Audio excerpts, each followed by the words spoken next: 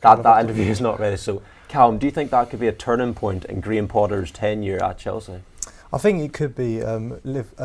Chelsea obviously winning against Southampton on the weekend, and this game against Dortmund, a 2-0 win. Again, as Dylan said, a very good Dortmund team. And Chelsea really been struggling with scoring, but those 2 goals that they scored are going to be crucial for them in their season. I think that could get their scoring form back and hopefully push them up the league for that top 4 in the Premier League.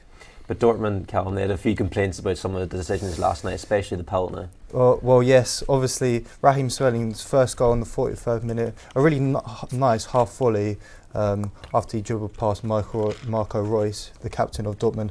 Yes, but the second goal is very controversial. A penalty handball when Chilwell crossed it in the box and defender Manius Wolf it hit the arm of him, but it's very close range. I think it's really harsh, to be honest. And then obviously the penalty, Kai Havertz took it. He hit the post first time, going to the right-hand bottom corner. But there was encroachment from a Dortmund player, so it was retaken, meaning Havertz had a chance to score, and he placed it again to the right-hand side in the bottom corner, giving that 2-0 win to Chelsea and securing their tie in the Champions League going into the next round. Wasn't such a good night though for an Englishman abroad though, was it Dylan? It was not. I mean, I think we all thought it was a bit of a surprise that a Champions League side such as Bruges would hire Scott Parker, who, I mean, whatever you think of him, he got sacked losing 9-0 to, and we all know, not a very good Liverpool side. I mean, you look at them, they finished second in their group, they knocked out Bayer and Atletico, sent them into the Conference League and out the Champions League. So I think it should have been really expected. We'll continue this chat in a minute, folks, but we'll go now to the sports arena where we've got a Macclesfield Academy coach. Before I get to extra time.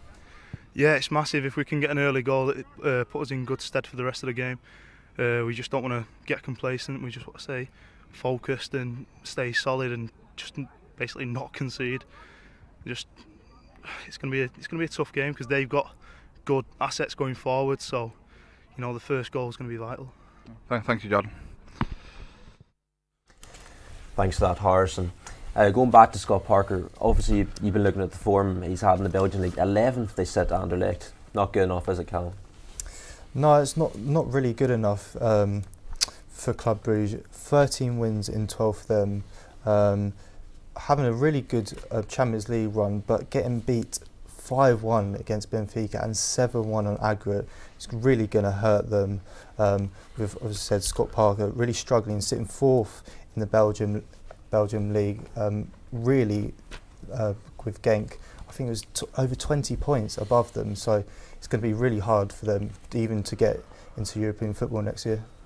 We've got more Champions League action, of course, tonight. There's a big affair, though, between Bayern Munich and PSG going. Yeah, repeatedly 2019-20 final. PSG, they've not really had much luck in the Champions League as of last few years. Last year, they lost in the round of 16 to the eventual winners, Real Madrid. But Bayern, could be an out-of-sorts Bayern side. They've got no Benjamin Pavard, got suspended, obviously got a red in the first leg. No Manuel Neuer, as we know, broke his leg. It's going to be interesting because PSG, they've been dodgy in the league this season, I think, you know, because Lens have been giving them quite a bit of run for money, but they have opened up an 8-point gap now. But this is also a very, very good Bayern team. I think it's going to be very, very hard to call. Callum, obviously that's the one thing PSG haven't won, is that Champions League title. Could this be their year?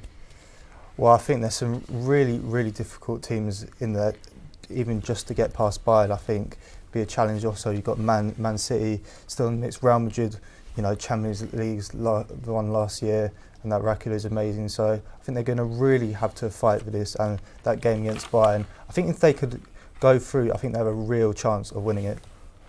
And how have Bayern Munich been looking recently, Dylan? They've been looking really good. They've very good since the break. They've got Sadio Mane back. They got a big win against Union Berlin, and they've opened up a 5-point gap between Dortmund and Bayern as the top two. Looking like that's really going to become the title race this season as they're leaving teams behind like Frankfurt, Bayern, Union, Leipzig. So it's going to be.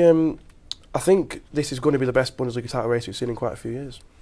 Now, heading back to the action today, and obviously we're going to be watching Macclesfield's under-21 women's, and they've got quite a setup over at Macclesfield in their international academy. Callum, you obviously worked there before. Yeah, they do. They have a lot of American players in there. I think recently, a few weeks ago, Macclesfield, they went over to America to scout some players there. But yeah, some really good players in there. Malice is in the middle, Hannah Bloomer at the back.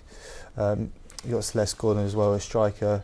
But they train at UCLan, so that's where the link comes from. But yeah, a really good seed. But I think they're going to have a really tough game against Abbey women this game, who are coming off some good form themselves. Dylan, you've been looking at some facts and figures before this match and looking at the results they've recently had, and quite some interesting thoughts you've got there. Yeah, they're a very, very interesting team. Macclesfield themselves are a very interesting club, what with going bust and going down. But we've got striker Celeste Gordon, who's been described as one of the best players to watch out for today. Their captain today, Mallory Sears, very good at free kicks. Some say she's got a foot like a traction engine. She's got 8 goals in 10 appearances in a 4-3-3 with the midfielders who obviously work very hard. But the most interesting thing today is that their first choice goalkeeper is going to be playing at left wing. Jana Wildman, the manager, said that she is their best left winger. They won 7-1 in the quarter final, but recently they lost 2-0 away, where they had 5 players. 3 of them were outfield. 3 of them outfield were goalkeepers. So it's an incredible story of how they've got to the semi-final, really. Yeah, interesting time as Macclesfield. And we're now actually going to head to the sports arena now, and we're going to go to commentary with Ed and Matt.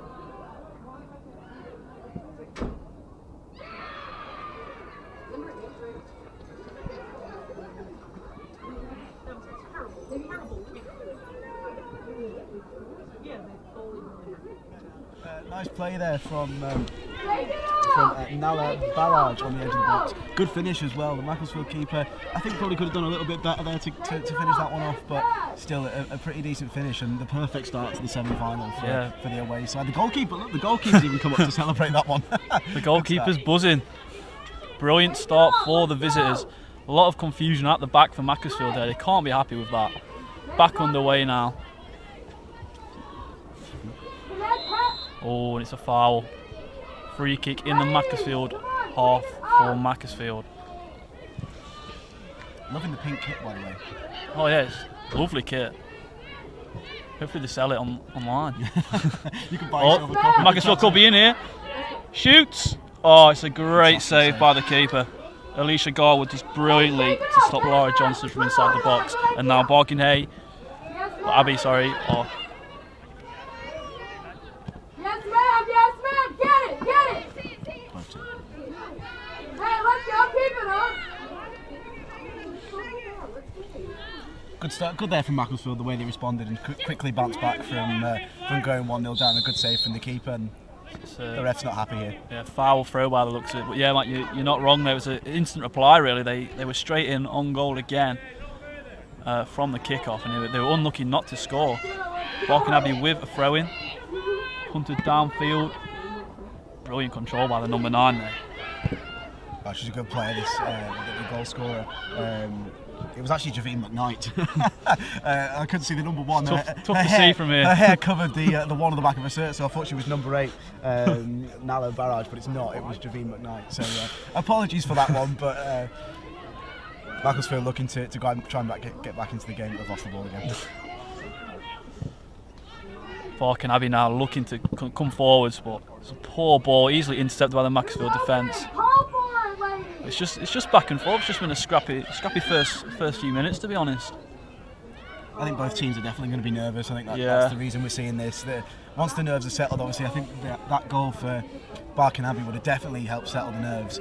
But Macclesfield just need to get their foot on the ball, get into their mojo, get a bit of passing going, and they should get back into this game. There's no way that Barking Abbey, I mean, commentators curse here. I don't want to curse it on my first commentary, but there's no way that Barking Abbey are surely going to run away with this one and get a few more. But Macclesfield do need to kind of get themselves into gear pretty quickly if they want to have a chance to get themselves back. Well, we did hear before the game actually from one of the Macclesfield coaches that Barking Abbey aren't really a team to score a lot of goals. They've almost a tendency to scrape wins in the past, and obviously Macclesfield have got that reputation of being a high scoring team with they beat Everton 7-1 to get to the semi-finals. So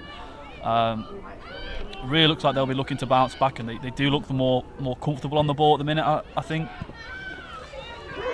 We've got Laura Johnson down the right trying to find a way through but can't. Barking Abbey look happy just to sit back, to be honest.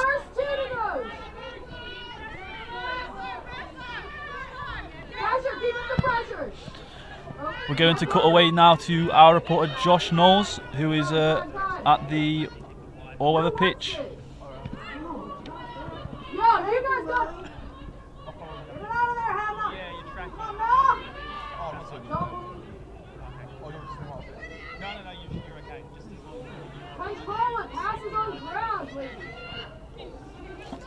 Never mind, we'll be there in a second.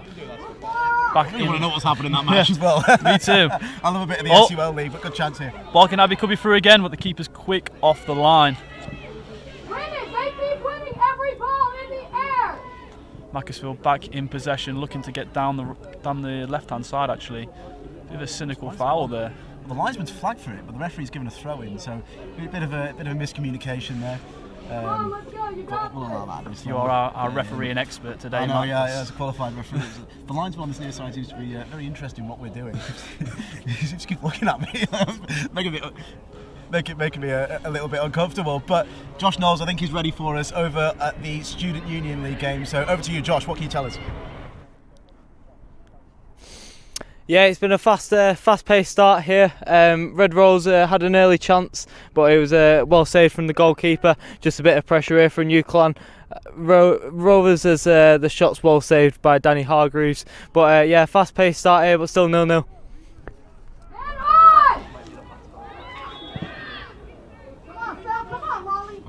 Thanks for that, Josh. Looks like an exciting game over there in the SUL League. Still 0-0 here at Macclesfield and Barking Abbey. Not many chances as of yet. I hate to say it, Ed, but I think I just felt a drop of rain. Oh. The skies are looking a little bit dark over my head here. I mean, like I said, I still can't feel my hands, but just my luck not to wear a hood as well. That's what journalism's all about. Macclesfield looking to get forwards, but good defending again from Barking Abbey. Ruby Gilman there with a great interception.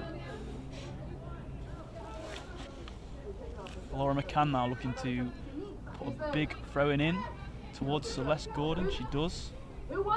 Striker naturally out wide actually. And it's a good effort towards goal, but looks tame. It's easy for the goalkeeper to pick up that effort from Captain Mallory Sears. Better from Macclesfield there. I think that's the sort of thing they need to do. They needed that kind of attack to get forward, get some shots on goal, test the keeper. She's not really been tested. She's quite a small keeper as well, the Barking Abbey keeper, Alicia Garwood. A lot smaller if you look at the Macclesfield keeper in comparison. A lot smaller. So yeah, Macclesfield aim for them top corners and you'll probably beat her. They certainly do look to be making some more chances as the game's going on. Oh, and it's a poor clearance from the Macclesfield keeper straight to the number 9 of Barking Abbey, but it's cleared well away by Hannah Blumel. It's a Barking Abbey throw-in just down the left flank in quite a dangerous position actually. If they get a good delivery in here, it could be a chance to make it 2.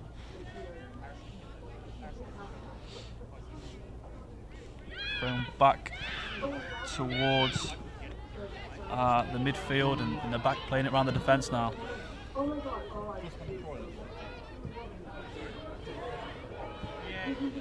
Good this from Barking. Some nice control, just getting their foot on the ball, settle themselves down again after that little bit of Macclesfield pressure. It's a little bit scrappy in the middle, this one though. Very comfortable on the ball at the back, I have to admit. They just seem to be struggling in midfield, those two. Macclesfield with a good chance here on the far side. Good defending there. Yeah, very good defending. I think that is a Macclesfield throw-in, I believe, not a corner. Can't quite tell. We need some ball boys. 100%. Just Isabel Parrish has had to run about a good 50 yards there to go and get the ball back. I think she's run around more off the pitch than on it so far. She's had to run quite a distance to go and fetch that ball. There is a game going on behind there as well, so that could get a bit awkward if the ball goes behind there. It's got a good shot towards goal, but again not on target and doesn't really challenge the goalkeeper. Nothing wrong with that from Macclesfield, just keep popping them shots off, and one of them will hit the target, one of them may even find the net at some point. So yeah, keep doing that, Macclesfield, and I'm sure they'll find an equaliser. Barking Abbey playing it out from the back, straight from the goal kick. That just kind of shows how comfortable they are on the ball, but they've been dispossessed. It's another tame effort from range, that time from Megan Cardenas, and it's just... I think the way this is going, Macclesfield may be doing some shooting practice in the next training session. But yeah, like I said, keep getting them shots away, and one will go right for you. It's very much just hit and hope at the moment from Macclesfield. Keepers again had to run for the ball to the goal kick, which looks like she might be going short again. She does. Macclesfield pressing high to try and get the ball. Good ball up top there. That number 9, Kasia Gawaska, she's winning everything that's been put towards her, to be honest. She's very strong. Yeah, she's been controlling the middle of the park so far, and there's no way that's not going to continue, I don't think. But yeah, Macclesfield maybe get a few elbows in there. I'm not promoting foul play or anything like that, but get a few elbows in there. Show them who's there and stuff like that. So yeah, free kick here for Barking Abbey on the halfway line. It's going to be sent in by Hope Welsh, who plays it long. It's over the heads of everyone, and it's picked up in the middle of the box. It's hit. Good save for the keeper. Good effort there from the number 10, Macy Windsor, but comfortable for Becca Nowicki in the Macclesfield goal. It's a brilliant move. Probably should have done a bit better with that, actually. Poor kick there from the Macclesfield keeper, and Barking Abbey have got a throw on the far side. Nice view of the trains here, Ed, as well, if the football doesn't keep us entertained. What train was that, Matt? Can you tell? Well, I'm a fan of trains, but that's not why we're here. We're here for the football, just a northern heading towards Blackpool. let's end the train chat there. I'm sure our viewers don't really care about that. They want to watch the action that's going on here, and not much going on at the minute, as you can see from our pictures. But Macclesfield. This one, the subs has been sent to pick the ball up this time.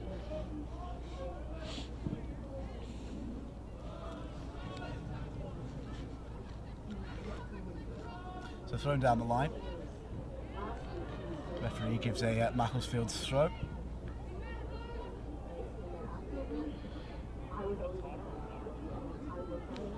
And it's going to be Isabel Parrish who takes it for Mac on the far side.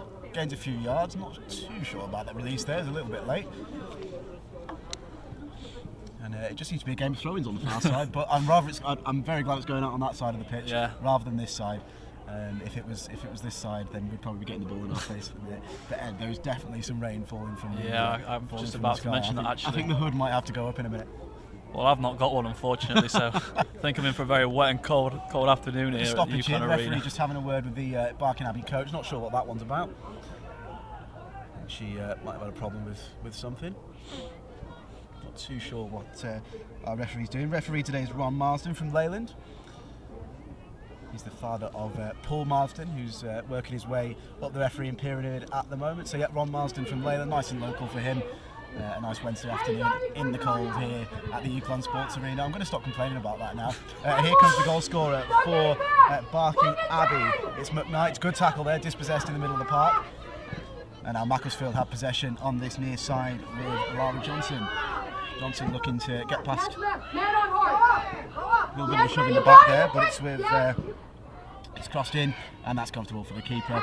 Decent cross there though from Celeste Gordon, who's one of the big players in this Macclesfield team. She's got 17 goals in 13 appearances. And Ed, I think this is snow. Yeah, I was just about to mention that. It's settling on my jacket there. It's snowing. Yeah.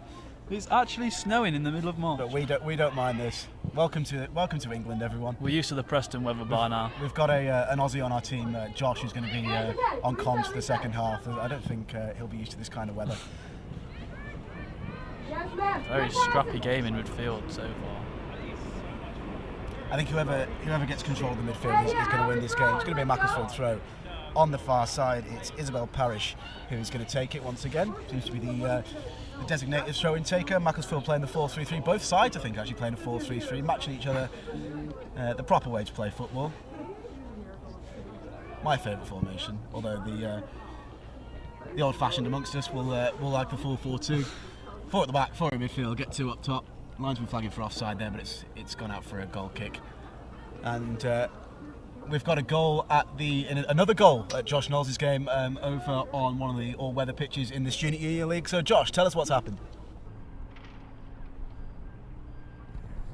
It's still goalless here on the west pitch between Red Rose and UCLan Rovers, but there's been a couple of chances for the underdogs here, really, as Red Rose have been thrown goal a couple of times, but some great tackles, and as the snow's starting to come down here, it's absolutely Baltic conditions, but both teams in a still fast-paced game, but still 0-0.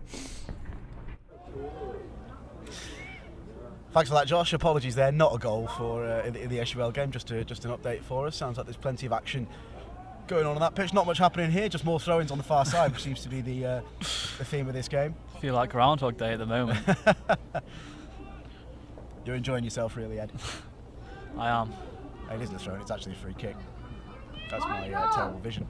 So it comes in from the right, comfortably dealt with. Well, not very comfortably dealt with by Macclesfield. McKnight picks it up for Barking Abbey. McKnight trying to work herself into a little bit of space. Wants a free kick, and the referee's giving it the other way. He's giving it to Macclesfield. That's a dive.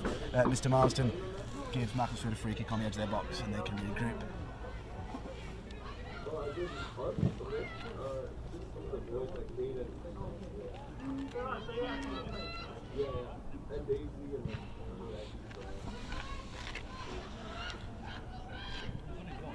So taken short, Macclesfield looking to try and build an attack. If you weren't with us at the start of the show, Macclesfield are in the pink, Barking Abbey are in the blue.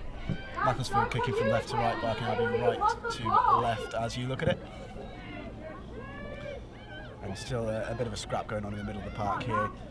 But it's with the Macclesfield captain who lays it off to a centre half, Lily Fallon, who plays it back to the captain, Mallory Sears. Good defending there from the fullback Clara McCann to deny Windsor for the visitors. There's now Parrish on the far side for Mac. Plays a nice ball down the line, a bit of a hopeful ball, and the Barking Abbey keeper's going to come up and sweep that one away nice and comfortably. Alicia Garwood. Quite up for offside on the far side for the linesman, but the referees let the game flow. That's what we like. We like a referee that lets the game flow. Hopefully Mr. Marsden keeps doing that throughout the afternoon. And there's a ball heading straight for my face, but it's kept in great bit of control by Lara Johnson. So I'll be thanking Lara at full time for saving me and our commentary kit for that one. As she's completely just run across the other side of the pitch with the ball. Coming straight for us, that was. Lays it off, and a slip there as it's played forward, looking for the run of Celeste Gordon on the far side. I think she's just about going to keep that one in. Linesman's flag stayed down, so she has kept it in. Lays it back to the edge of the box. It's Megan Cardins trying to work herself a bit of space. Here she is, and it's cleared away pretty comfortably in the end by Barking Abbey. But Barking Abbey striker's going to chase this one down, but I think it's going to be pretty comfortable for Lily Fallon to deal with at the back. Who plays in the middle of the park to Mallory Sears. Sears looking for some options. Referee with a bit of acrobatics there to get out of the way, but good work there from Ron Marsden. and Macclesfield can continue their attack on the far side. That pass is too heavy, and it's going to be a goal kick for the visitors.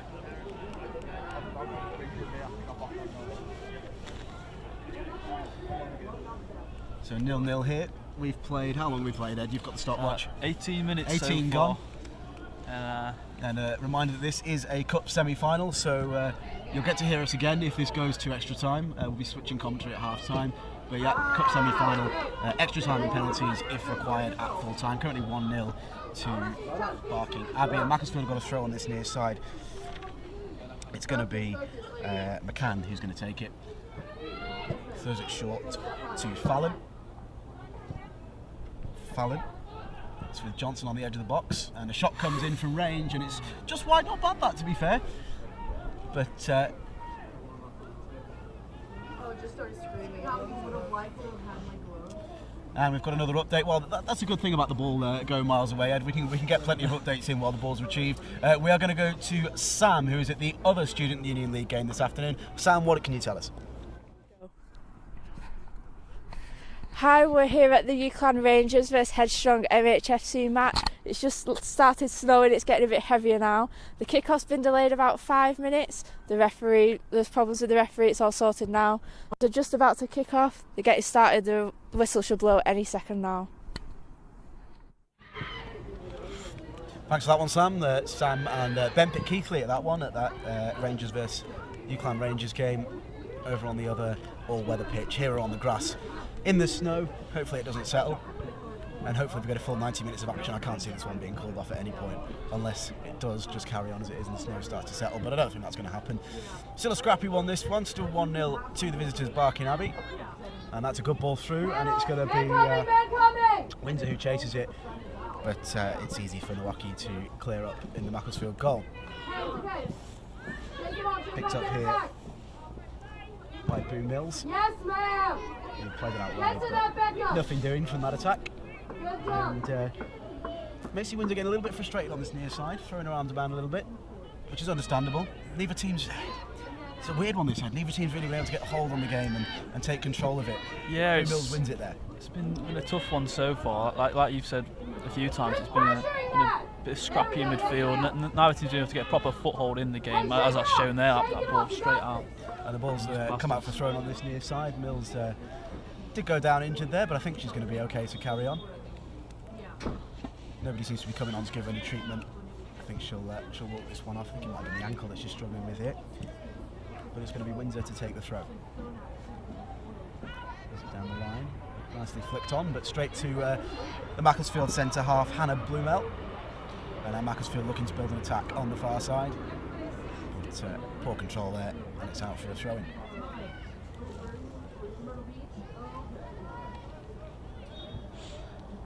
And you know it's raining, Ed, when the rain covers have come out on the cameras. I've just turned around, I've seen Andy Sykes down the far side. He's loving it down there, and he's...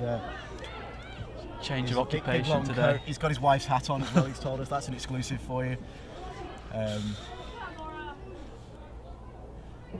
it's now currently with Garwood in the Barking Abbey net. Give it to her centre half, who's going to look to try and build an attack down this near side, but it's easily dealt with by Macclesfield. Here's Sears. Poor ball there. Hasn't been sloppy from both teams, considering this is a semi-final of a national tournament. Sears goes down, easy decision. That's the easiest free kick the referee's going to give all day. This is a frustration from Sears wanting the ball back there off Nella Bahari. This free kick's in a promising position as well, placed just outside the centre circle where you can get a decent ball into the box and potentially a chance. As you mentioned, the goalkeeper for Barking Abbey is relatively small, so could be a big chance here for Macclesfield. So Sears with a very sensual free kick.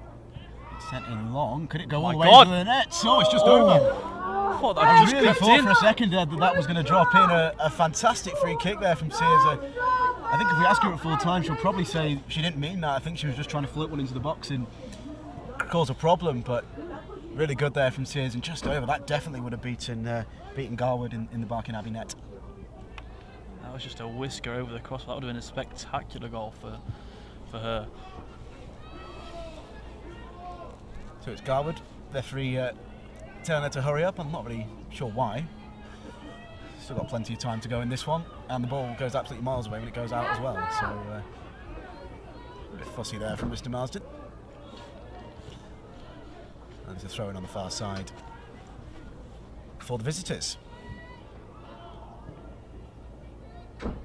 But Welsh takes it, goes down the line. It's easily cleared though by Macclesfield, and they look to rebuild in midfield with their captain Sears.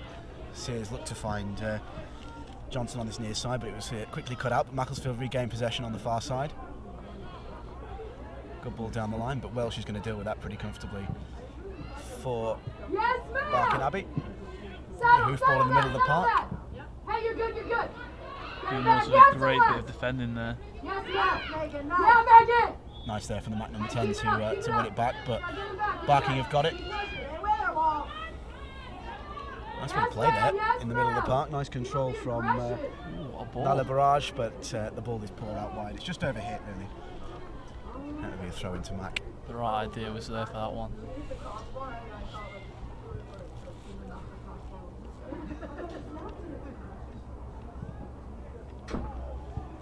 So thrown down the line, looking to release the run of Megan Cardines on the far side, but she couldn't quite pick up the ball. Sears goes in hard there and wins the ball back from Macclesfield, but it's a long, hopeless ball.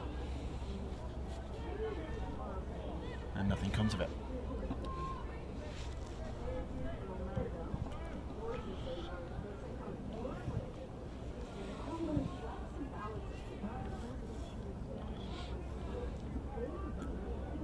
So Barking Abbey then, throw on the far side, looking to extend their 1-goal advantage. But Macclesfield, I'd say, are in control of this one now, Ed, in terms of I seem to be looking more to my right at Macclesfield's chances than to my left at Barking Abbey ones. They certainly seem to have been dominating the possession the last 5 or 10 minutes and making the more better looking chances, shall I say, compared to the visitors. Nothing too clear cut. I think the only thing to note down really was that Sears free kick that was just over the bar. But here comes Maisie Windsor down this near side. Can she get her shot off? Macclesfield keeper rushing out, and she scores a fantastic finish, and that puts Barking Abbey 2-0 up. Fantastic break there from the visitors. Good ball out wide, and Maisie Windsor with a fantastic finish. She seems to have been hit in the face in the celebrations there, but I'm sure she won't mind after that great goal. Brilliant finish. Macclesfield are in a big spot of trouble now, 2-0 down, just over 25 minutes played. They really need to get their act together if they want to get in the final. I think Maisie Windsor has really hurt her eye in the celebrations. I'm not really sure what went on there. Something must have happened.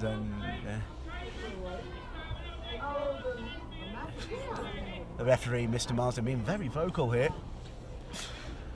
telling the first goal scorer to get a move on and get back, tie her laces, and let's get going again. Macclesfield have got a long way to go back, 2-0 down in this one, in the National Youth Football League Women's Trophy semi-final. Don't sadly have any reporters at the other game in this tournament. The other semi-final is Cambridge under-21s versus the Arsenal Oaklands under-21s. Don't quite have the budget to head down to Cambridge this afternoon, Ed, so you'll have to look online for the result of that one later on, or we might be able to try and find it. But here's Macclesfield in the penalty area looking to get one back. Sloppy Give it ball away. again. Sears has been fantastic in the middle of the park for Mac. Going to try one from range, it's easily blocked. But Sears picks it up again. She's been dominating in the middle of the park for Mac. Nice little bit of play, and it's with Cardines, and there's a shot that comes in, and Macclesfield, what a goal! It's Lara Johnson who gets one, and Sears running straight into the goal to try and pick the ball back up, but she's beaten to it by a Barking Abbey defender. But Macclesfield are back in this game. It looked like they had a long way to come back, if I can actually speak. Yeah, a fantastic goal there. Oh, pick that one out! What a goal! Brilliant bit of team move, a little tiki-taka football there. And just first time, a little bit off balance, but she finds a top corner brilliantly there. And it was the winger Lara Johnson with that one, her 6th goal of the season, 13 appearances and 6 goals, 14 appearances now, obviously this is her 14th, and 6 goals for her. And Macclesfield right back into this one. We've got a proper cup tie on our hands now. I've got cup fever, Ed. Magic of the cup. There's always drama. The magic of the cup. We've got the snow coming down and we've got a good cup tie on our hands. Macclesfield really looked to have a boost in confidence after that goal. The momentum really in their favour as well. Snow's really coming down The now. snow is coming. I'm trying to put my hood up, but this headset isn't great. So Barking Abbey going down the far side. And passes over here. It's going to be a Macclesfield throw in. The linesman on this near side in front of us looking a little bit cold. Not had much to do so far. Wouldn't fancy wearing shorts in this weather. No, would I. Lane, you got that? Okay. But,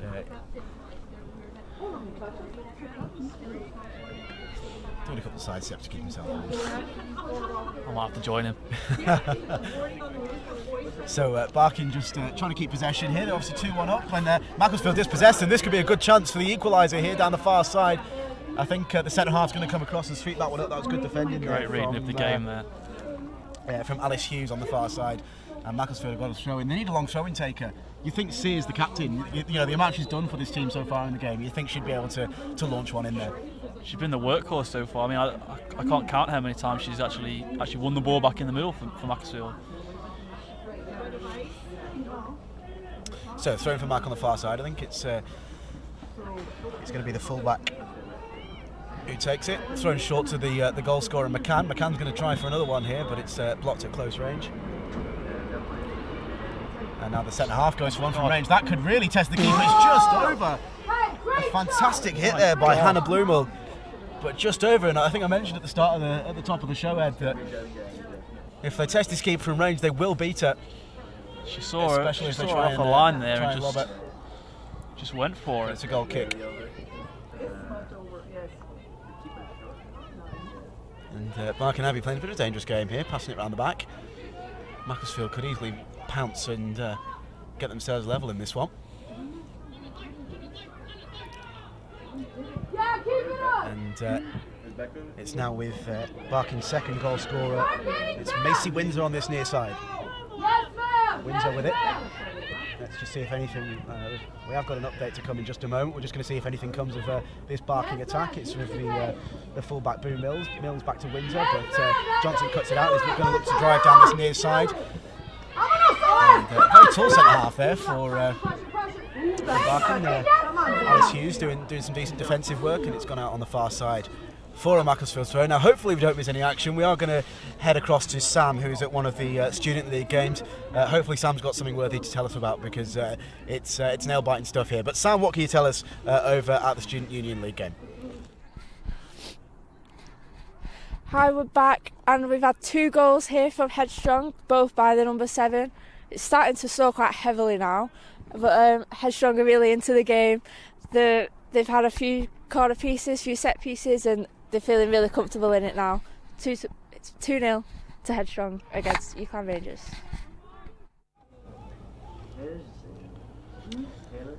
Thanks for that, Sam. I'm just watching the stream here. Sam looking pretty cold over there with her hat on and fur hood coat, but keeping warm like the rest of us. And not really sure what's going on the far side. One of the Macclesfield backroom staff has come onto the pitch and is just having a word with one of the players. I'm not really too sure what's going on, if I'm honest. No.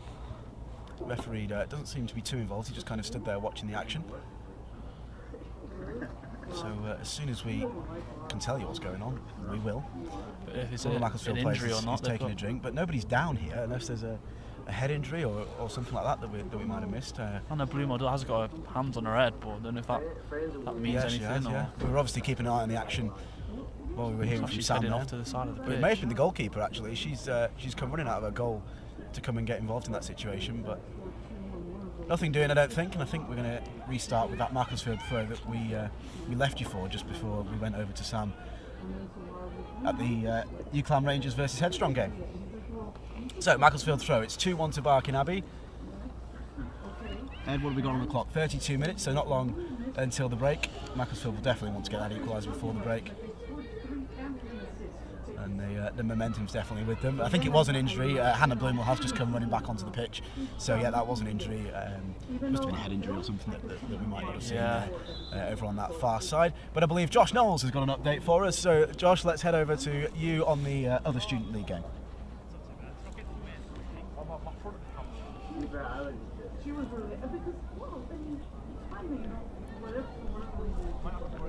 Raf as the move started from the goalkeeper. We've got finally the deadlock's been broken as Raf has scored for UCLan Rovers against the opposition as he broke through on the right hand side. A move that started from the goalkeeper from back to front very quickly, and the deadlock's finally been broken here just before half time, and it's 1-0 to UCLan Rovers. Fantastic, thank you, Josh. You're looking nice and warm there as well. Ball sent over the top, bit of a hit and hope there from McCann, and it's pretty easy for Garwood to deal with. That's a dangerous back pass, and the Macclesfield forward Celeste Gordon is pressing well here. She's on that ball every time. Hughes sent it down the line. Bloomer easily cuts that one out. Excuse me. A little bit scrappy again, Ed. It turned into quite a good game when Macclesfield got back into it, but it's gone scrappy again. Macclesfield still with the better of the play though, and they're going to look to try and work a ball out wide, but that's poor, and it's given away to Macy Windsor, who looks to set Kaja Grachowska in on goal, but she couldn't quite get at the end of that. A bit of a mouthful that one, but we got there. Didn't also help my team sheet in front of me blew up. Blowing around all over the place, isn't it? Just as I was about to say that Kaja was onto that one, but nothing doing, and it's out for a throw into Barking on the far side. Long journey up for Barking this afternoon, and a bit of a smack in the face there for Javine McKnight. That one's going to hurt. Shook's in quite a bit of especially pain in this there, cold weather. Yeah, the physio is coming on, and we'll just take a moment to make sure McKnight is okay on the far side. Bit of a smack in the face at close range, that one, wasn't it? That would have been a nasty one to take. Not sure where the lines are on the far side's going. I think he's just keeping warm, actually. Don't blame him. A little bit of a jog around just to keep himself warm. I think it's important to note it's actually International Women's Day today to mark the occasion of this cup tie between Macclesfield and Barking Abbey. Great little what's the word? Occasion. Yeah, great occasion for a great game on a great occasion. Yeah, that's what I was trying to say. It's the cold. So McKnight looks to be okay. The linesman seems to be nice and warm on the far side, so I think we're okay to get back underway. Referee Ron Marston is also happy, so it's just going to be dropped back to Macclesfield. And Barking seems to be having a team talk on the far side, actually, so the referee needs to get them back on the pitch. I think he should just start it, to be honest. Let them play. I don't think Barking would be too impressed about that if Mac got an equaliser. Kaja Grachowska stayed out there looking out for a teammate McKnight, but the rest of them went over for a drinks break. So here we go then, back underway on the far side for Macclesfield. And it's now with Sears. He looks to find Johnson on this near side, but a poor pass is easily intercepted, and Macclesfield do regain possession. Good play there in the middle of the park. Here's Boo Mills. Mills sends one down the line, but it's a hopeless ball, and it's comfortable for Lily Fallon to deal with. And now it's with Sears. Sears to McKnight. Get it back, stay on her. A little bit hesitant there from McKnight, but she's found a pass. Oh, and it's a terrible pass, and Celeste Gordon intercepts. Something could be on here for Macclesfield. She could have probably driven on a little bit further there and maybe tried to create something. And now Grachowska flicks it on and is trying to run onto that. A little bit of pushing and shoving. I think that's going to be a foul on the Macclesfield centre half. Too aggressive there. And that gives us an opportunity to go over to Sam, who's got an update for us at the Rangers versus Headstrong Student League game. Sam, what have you got? What did I say when they cut to me? They said, welcome back. So, it's all kicking off at this match over here. Headstrong missed a penalty earlier for the number 7, could have got a hat-trick, but there was another goal. The ball was in the net, but it was ruled offside, and there was a lot of fighting going on, arguing. The manager's been shouting at the players from the side of the pitch. There's lots going on, but no more goals at the moment. It's still 2-0 Headstrong against UCLan Rangers. Thanks for that, Simon. I'm sure your game is very exciting, but we've just had an unbelievably good chance here for Macclesfield. It was Megan Cardenas who picked it up on the edge of the box, half volley, plenty of spin on the ball, and it was just over the crossbar. That would have been an unbelievable goal, Ed, to equalise. Oh, they've skimmed the crossbar 2 or 3 times. They could have had at least 2 or 3 worldies. It wouldn't surprise me if that took a nick off the bar. A fantastic effort there from the Macclesfield. From the Macclesfield striker. Would have been a wonder goal for sure. Unlucky. So Macclesfield looking to build another attack here. It's 2-1 to Barking Abbey at the moment. It's Bloomill who plays it out to the right back on the far side. Good cup tie this one. Not long till the break. Just 7 minutes until half time. 38 minutes into this one. And now it's with Sears in the middle of the park. He's been controlling things for Macclesfield. Sears looking for Johnson, the goal scorer. Now it's with the fullback McCann. McCann plays it down the line to Cardenas, who had a good chance just a few moments ago while we were with Sam and the linesman flags. And it's going to be a Macclesfield throw just on this near side. Those 2 front bits, they're on the lane. It's McCann with it. McCann looks for Cardenas. Cardenas challenging for it. Gordon's also in there as well. Gordon wins the ball. She's going to cut it back across. Oh, what a chance that was! Oh my word! And it was Essa Cullinan that it fell to in the edge of the box, who had an empty net to aim at, and it's come in here and that's gone wide. But an empty net there for Cullinan to aim at, and that would have brought the tie level. A fantastic opportunity for Macclesfield to level this one, Ed. An absolute howler there. It's a great ball into the box. I didn't quite catch who it was that put that in, but she's got to do better from there. At least get it on target. I'm just seeing a replay of that on our screen here, Ed, and it looks like one of the Barking Abbey centre-half did pretty well actually to put her off. I think we couldn't quite see that from here, but unlucky. Good chance for Macclesfield, but there's no doubt they're going to get an equaliser in this tie, unless I've just cursed them, because there's a fantastic chance here for Macy Windsor on the near side, who's racing in on the left-hand side. She's up against Johnson. It's a ball across, it's flashed across goal, but nobody in there. It's on the far side, and the shot is into the side netting. And the Macclesfield keeper, Becca Nowicki, has got to head down into the trench to go and fetch that one. But she looks very dangerous down this near side. Macy Windsor, absolutely fantastic on the break. She's got down past her fullback, 2 or 3 times now. She's scored once, and she looks dangerous. My player of the match so far, fantastic down this near side. And now here's Krachowska on the far side, looking to get a shot off, but it's comfortably saved by the Macclesfield keeper. And Barking, they've had so far 2 shots and scored 2 goals. Obviously, a couple of chances there. They're starting to grow into the game a little bit. Obviously, they are ahead, but they've not created much apart from their 2 goals. Macclesfield, plenty of territory, but not too many chances. Here they come again on the far side. It's now with Cardenas. Cardenas looks to get a shot off, but that's going to sail just wide of Alice Garwood's post, and it's a goal kick. They certainly seem to have had some sort of instruction to try and test this goalkeeper from distance, because they've been having quite a few long shots so far this game. I'm feeling the pressure here at the moment. I've got Sky Sports' Peter Stevenson stood right next to me, stood right behind me, so the pressure is on to impress Pete at the moment. But Pete's looking nice and cold as well, just as cold as we are. I'm on layers, it's all about layers. Layers, he says, it's all about layers. Pete, you can have one of my chocolate bars if you like as well. Here's Sears.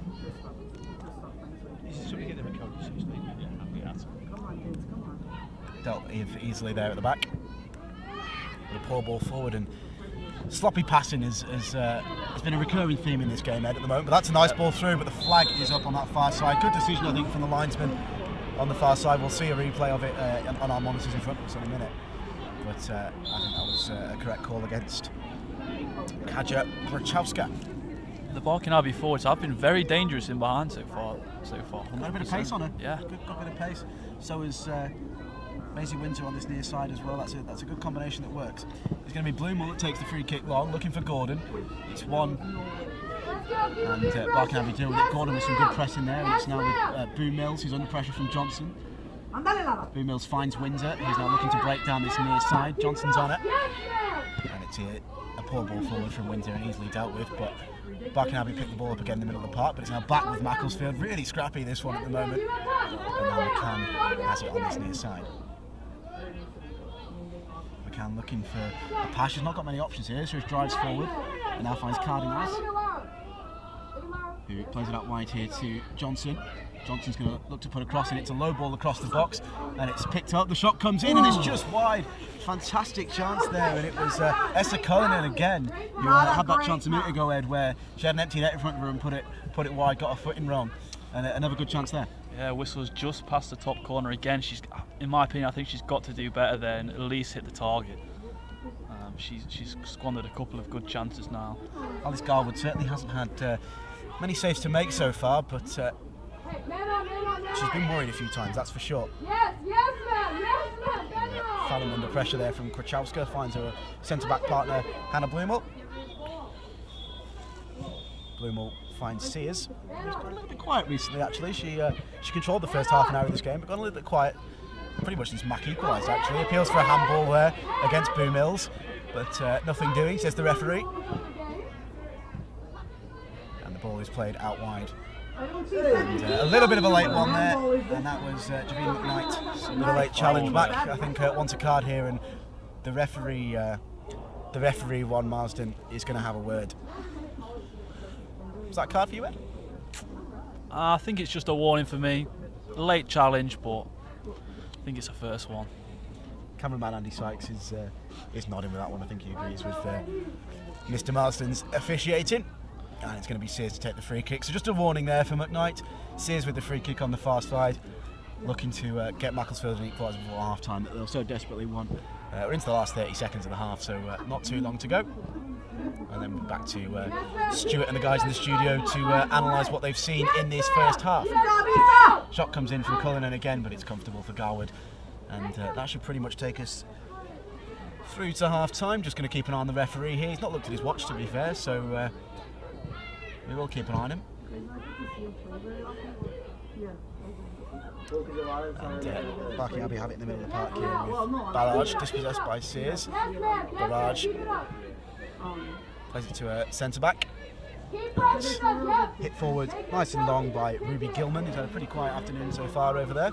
A couple of Macclesfield supporters gathering on the far side with the coaching staff as well, looking to cheer their team on into the final. And the referee, I thought that was going to be the half-time whistle, but he's given a free kick to Macclesfield on the halfway line, which, guess what, Ed? Sears is going to take it. She has got a very good delivery on her, to be fair. I think definitely Sears for Macclesfield has been the star player so far, and Macy Windsor for Barking Abbey. The two standouts to look out for in the second half. It's easily dealt with, but here's Cullinan. Couldn't quite find Johnson there, and it's cleared comfortably by Barking. Sears wins the header. See what Sears can try and create on that far side. She's going to launch another one into the box, looking for Gordon, but it's gone over the centre half, but cleared away by Boo Mills. Good defending there from Boo. And the referee just checking his watch, so we shouldn't be too far away from half time.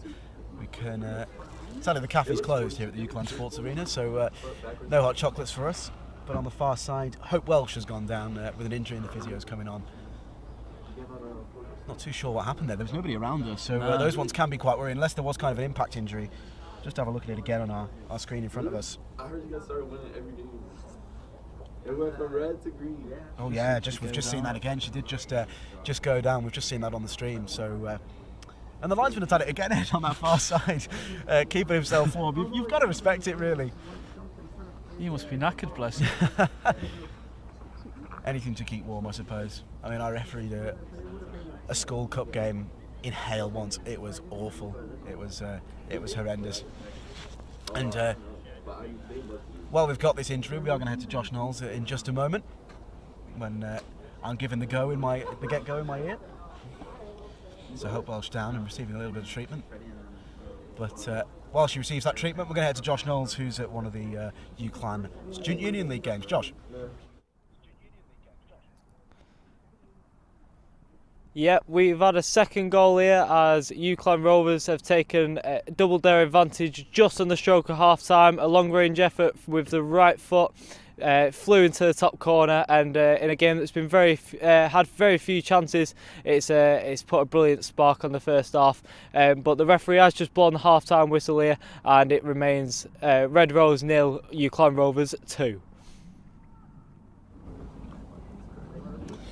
So yeah, Welsh still down on the far side for Barking, and we're not far away from half-time here. Half-time obviously in Josh's game, thanks for that update, Josh. Let's hope, I mean, pardon the pun there, but let's hope that Hope Welsh can continue this one. It's not looking good. She's been down for a good couple of minutes here, receiving treatment. You can see a group of the Macclesfield players. She seems to be okay walking off the pitch unaided. Yeah, she's limping off. Oh no. The old magic sponge, and I think bit of DP. that one for Hope. And they might have made a substitution. I'm sure all my people at home are in the rocking point right now. Just keep an eye on our monitor, which is obviously a little bit behind, so we can see what exactly happened there. It's still winter. But Macclesfield going to get us restarted on the far side with a throw. I think Welsh has actually got to wait for the referee to be called back on by the referee. But Macclesfield with it. Here's Gordon. Gordon looks to drive at the Barking Abbey defence, but it's cleared away. But it falls to Lara Johnson. Lara Johnson finds McCann. McCann gets there ahead of Macy Wood, who fouls her. And a fantastic chance this header. A free kick in a really dangerous position. I'm not really sure what the referee's watches on at the moment. Our watch is 48 minutes. We've obviously had a fair few stoppages for injuries. I think Hope Welsh is back on the pitch now. Barking not too impressed at how long it took for Welsh to be allowed back on, but she's on, she's running, she's okay. It's going to be seized with the free kick. Really dangerous free kick. I watched the Macclesfield from game. our angle here, Ed. Look at that top left corner. Yeah. Bend it round the wall. Get it in there. Bend it like Bex. Top bins. Bend it like Sears. That's what she's certainly going to try and do with this free kick into the. We've got a four-player Barking wall. Plenty of Macclesfield players crowding in the penalty area. It's Sears with the free kick. She's gone for goal, and it's fumbled by the goalkeeper, who is fouled by Gordon. I think that's a little bit picky from the referee. Could have played the advantage there, but he gives the free kick Mel, that was against Gordon, and he's actually having a word with Gordon here. I think Gordon was just carrying a bit of momentum there, but some good game management there, I suppose, from Mr. Marston. That's what he's got to do. And speaking of Mr. Marston, he puts the whistle to his mouth, and that is half-time here at the UCLan Sports Arena. Thank you very much for joining us for this first half. You're going to have Holly Bacon and Josh Grock on comms for the second half, so that's it from me and Ed. Half-time here, it's Macclesfield 1, Barking Abbey 2, and it's back to Stuart in the studio. Thanks, Matt and Ed, for that coverage of the first half, and we'll look forward to the second half. Boys, interesting first half. Barking Abbey go into the break with the lead, but do they really deserve it?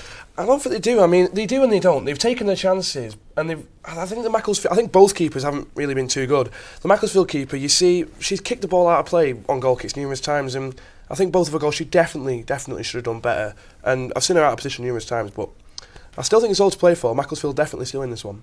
You say about the goalkeeper, the manager said pre-game that one of his main goalkeepers actually playing left wing. Should they make that change? I mean, the left wing has been pretty quiet as well, so if it was me, I'd definitely swap him around, give it a go at least. And talking about goalkeepers, the Barking Abbey keeper, we're noticing she's quite small, and Mallory says with that rocket of a left foot she has, she's troubled her for range.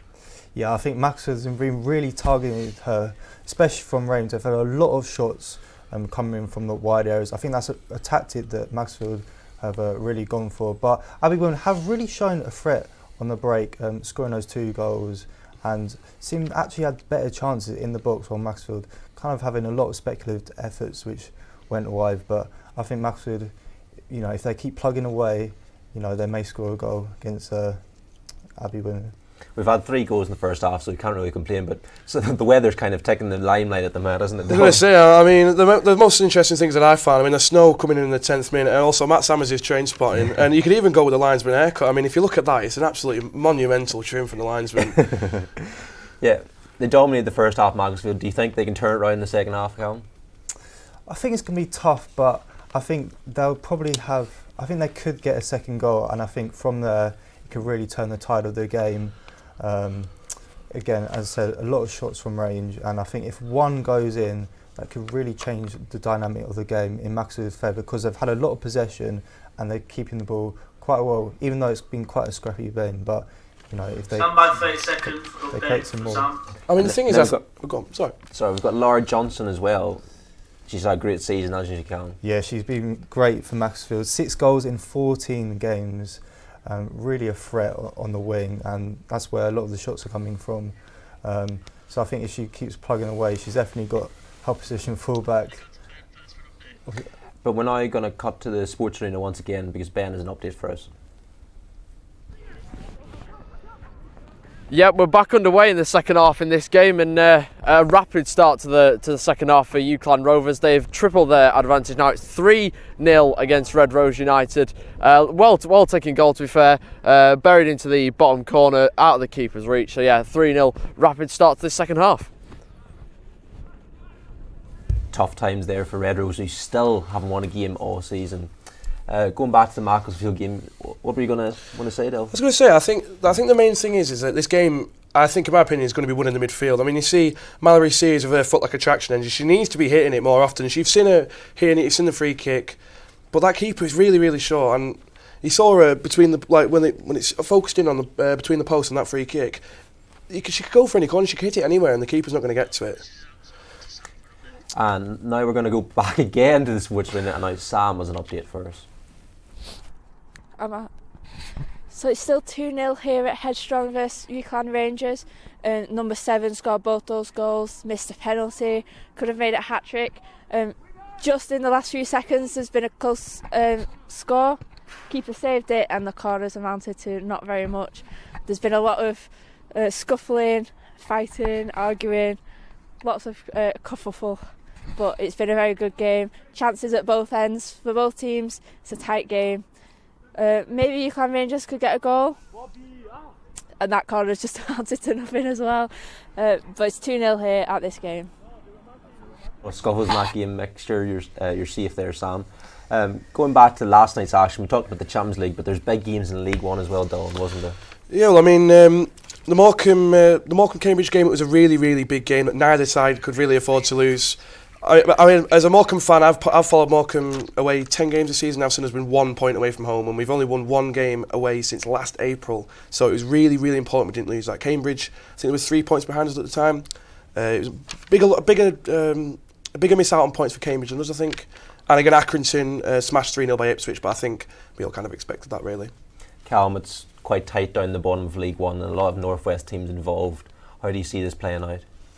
Yeah, a lot of teams in the bottom there. Morecambe, if they won against Cambridge, they would have gone out of the relegation zone, but Cambridge in there as well. You also go Accrington, who are just outside in the 20th position.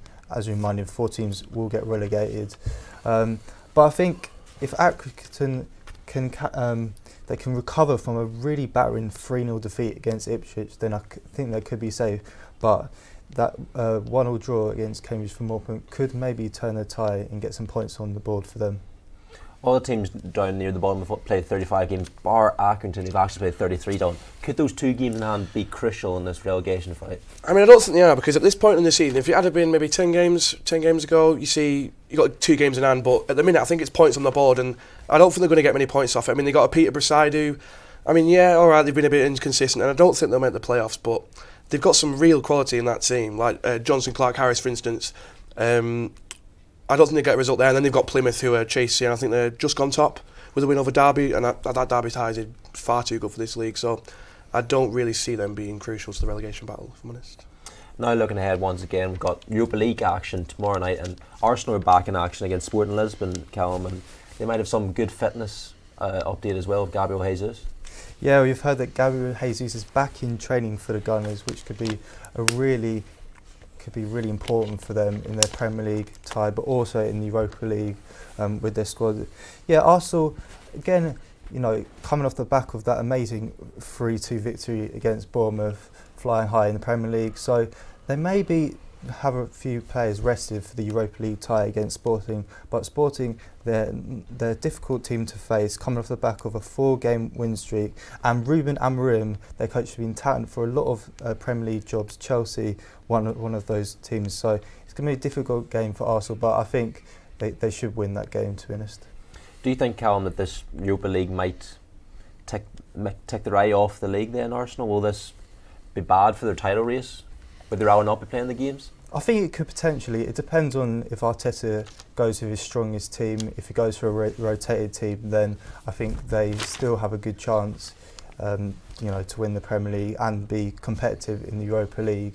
But if he goes for a strong team, then it could be injuries could play a part in the season. I think in the game against Bournemouth, they had 2 players go off. I think it was Smith Rowe and someone else, I can't remember. But that could play a massive part in their season in the Premier League, who they'll definitely be focusing on competitive Europa League. Obviously a massive title race in the Premier League with Man City and Arsenal going toe-to-toe, Dylan. Do you think Man City's know-how and experience of winning the league will be the deciding factor? I think it will. I mean, Arsenal, don't get me wrong. You watch them play football. They have been the best team in the league this season. City have had some big slip-ups against teams like Brentford. I do think that Arsenal are the best team in the league this season, but being the best team, as we know, doesn't necessarily mean that you're going to win the title. You saw Liverpool and City in 2013-14. Liverpool were the best team in the league that season, blew it at the last minute. I think also when you watch City and Arsenal when they played each other, Arsenal weren't bad. I thought that they were a better team for a lot of the game, but City got the goals and that's what mattered. But then you can also argue when Arsenal's come back against Bournemouth, 2-0 down, last minute goal, that is the mark of champions. So I think it will definitely go down to the last game. They're talking about title races, and many people thought Manchester United might have been in the title race with their recent form, but they had a drubbing at the weekend, didn't they, Callum? Yeah, bruising, battering 7-0 defeat against their Northwest rivals, Liverpool. But going into this game on Thursday, they're playing Real Betis, who are going to be a tough team coming off the back of a 0-0 draw against Real Madrid, who again beat Liverpool 5-2. So, a couple of those teams playing each other. But yeah, Manchester United are going to have to recover really quickly from that defeat against Liverpool. I think I've heard that Bruno Fernandes is still the captain, so that Ten Hag's staying strong on his team. But yeah, I think Manchester United they should get through against Real Betis, to be honest. Yep, done. And we're going to head back to the sports roundup because we're going to head to Ben, who's got some more commentary for us.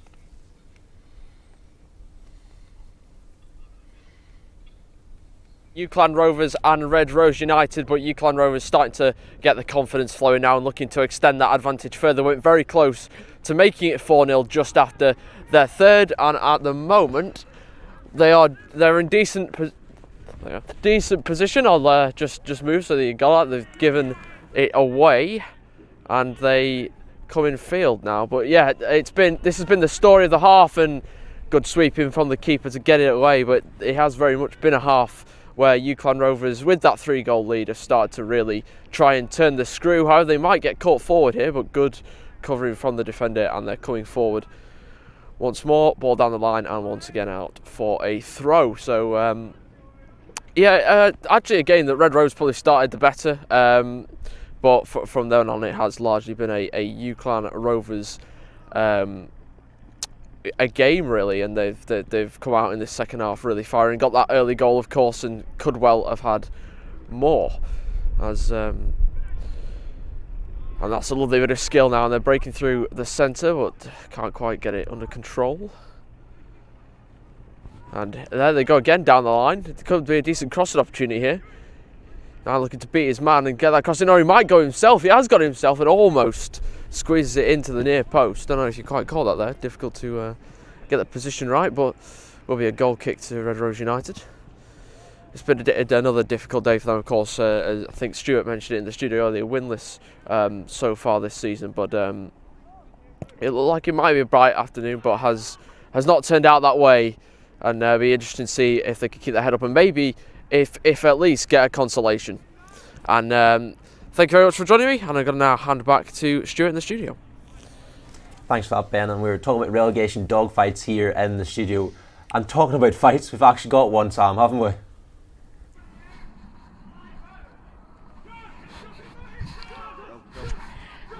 Now it's fitting that we're in a cage for this match because there's been a lot of turmoil in the last few minutes. It looked like there was a fight between the players and some fans watching at the side. No one was sent off for that, and it's all been brushed over. But there's been a few more chances. There was a corner that wasn't taken again. They're really struggling to capitalise on the chances. Our UCLan Rangers, the number 7, has been very active, to be fair to him, but nothing's really capitalised from what he's done, and it's still 2-0. Half time's really close by, and we'll see what happens in the next few minutes before that whistle. Thanks for that, Sam. Hopefully it calms down over there at the all-weather pitches. And going back to our talk, we were talking about Liverpool and Manchester United. Do you think they're back? Is this the Klopp Liverpool side that we know? I mean, it depends, because you look at that midfield, and I mean, Thiago's always injured, and you've got Fabinho, who Liverpool fans suddenly now hate. And I think that was just a freak, because you see United were one of the most informed teams in Europe until that game. They got battered 5-2 by Real Madrid despite being 2-0 up. And I think the problem is at the core, much like United, is with FSG, because they are not investing as much as they should be in a club like Liverpool. Yeah, and Callum, do you think he should be given more time? Obviously, Klopp, there's obviously that 7 years thing. Every club he's went to, it's seven years, they always cut it quits because it seems to be going downhill. Do you think he's there for the long run now at Liverpool? I think so. I think he's got a lot of money in the bank. You know, having won the Champions League, the Premier League last season, you know, on for the quadruple, but you know, unfortunately, still they won 2 cups, which is, you know, still silverware. But yeah, I think he's still got money in the bank for them. And I think, you know, with a few signings in midfield, you know, they could be back up there. You know, the front line for them against Man United looked incredible. The link-up play was great, and I think, you know, Van Dijk and Konate at the back, if they can stay fit, you know, that could be really important for them this season and going forwards as well. And looking across the other side of the Mersey, we've obviously got a new manager at Everton with Sean Dyche coming in. Do you think he'll be the catalyst to keeping the Goodison Park faithful up? I think they will. I mean, they've got extra incentive this year. I mean, Goodison, I think it's their last year at Goodison before they move to the new stadium. Again, whether that even happens if they go down to the Championship, they might not even be able to afford to do that. So I think that's an extra incentive. I mean, Sean Dyche has got endless amounts of experience at keeping Burnley up for however many years with a much lower budget than Everton. And I think he's a good breath of fresh air, kind of like you saw that he was forcing players not to train in their snoods and hats, just making them go out there, making a statement. But also you're looking, I mean, that bottom 6 in the Premier League is absolutely terrible. And I think if you look at the squads on paper, they have got one of the best, maybe along with Forest. But again, Forest, they don't have the experience of staying up like Everton do. And we're talking about Burnley there, Sean Dyche. What form Burnley are in at the moment? They've got a cup quarter-final Man City to look forward to as well, Callum. Yeah, Burnley flying high in the top of the Championship. You know, they look definitely set to be promoted first in the league, winning the Championship, which is incredible. But in terms of thinking last year about that Burnley squad, you know, I think a lot of the players, pretty much all of the squad, definitely the first 11, you know, they were out. Company was in, and his new players he got in with those contacts. And yeah, in Company's second job, you know, now at Burnley, previously at Anderlecht, he's shown real potential. And you know, Burnley in the Premier League, they could be a force, known as the Manchester City in the Championship. So yeah, exciting team, and definitely they're back, I think. Great times at Turf Moor at the minute. And we're going to go ahead back to the sports arena because we've got another update from Ben. Yeah, thank you, Stuart. The last time you were with me, I said that UCLan Rovers were kind of threatening to add to their advantage, and they've done just that. It is UCLan Rovers 4, Red Rose United 0. Came in slightly fortuitous circumstances. The Red Rose goalkeeper went to take a goal kick and unfortunately took a bit of a slip. That gave UCLan Rovers really good position, and they managed to take advantage. Keeper was down for a little bit, still looks to be holding himself a little bit tight, a little bit limping as well, but hopefully he'll be alright to carry on. He is now up, and the game is now back underway at UCLan Rovers 4, Red Rose United 0. Red Rose struggling once again, as it says, they still haven't won all season. Now we're going to go head back to our main game, Macclesfield Women, in a minute, but what are we expecting from the second half here, Dylan? I think that Macclesfield could get back into it. I mean, the thing is with Macclesfield is that they always try and walk it in, and if they just started hitting it from range, you see the size of the keeper, you see the last midfield, the captain, she got a foot like a traction engine. If she can just get it over the keeper, that keeper's not saving that. So I'm going to say draw in extra time.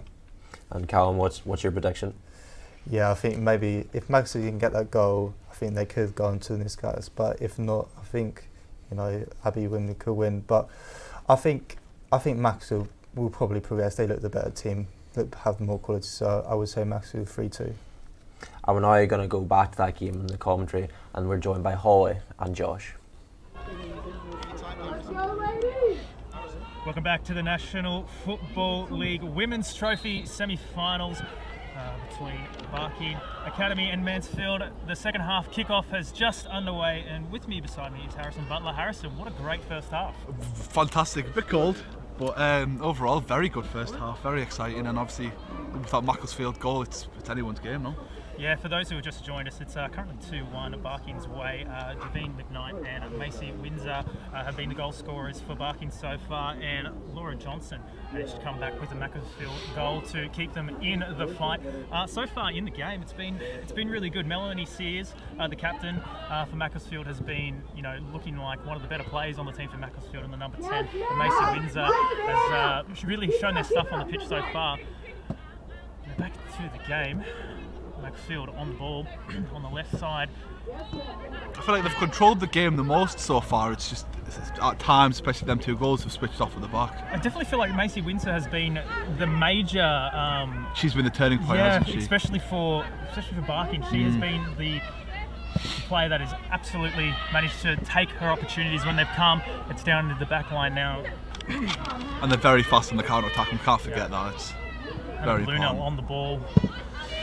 A great clearance into the deep by Barking. Keeper Becca Nowicki with the ball into the right wing now. A bit slow in play in defence there. Into the centre.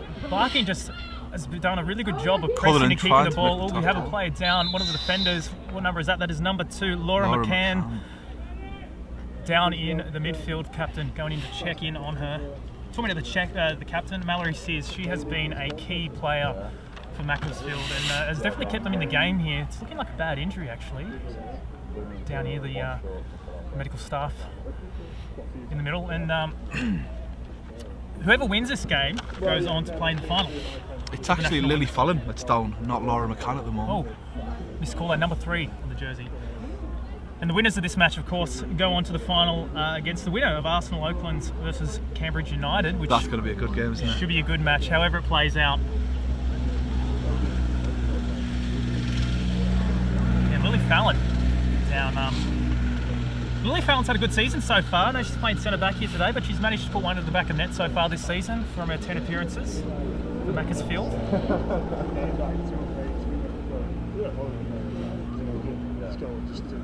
It looks like we have an update on one of the other pitches as Lily Fallon goes up. Ben, what's going on, mate?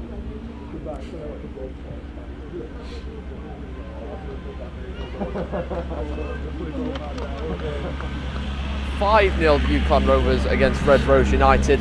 The number 7, the goal scorer, again, a lovely bit of skill to beat the defender. Got his initial shot away, which was saved, but followed in the rebound and made it 5. So yeah, that's UCLan Rovers 5, Red Rose United 0.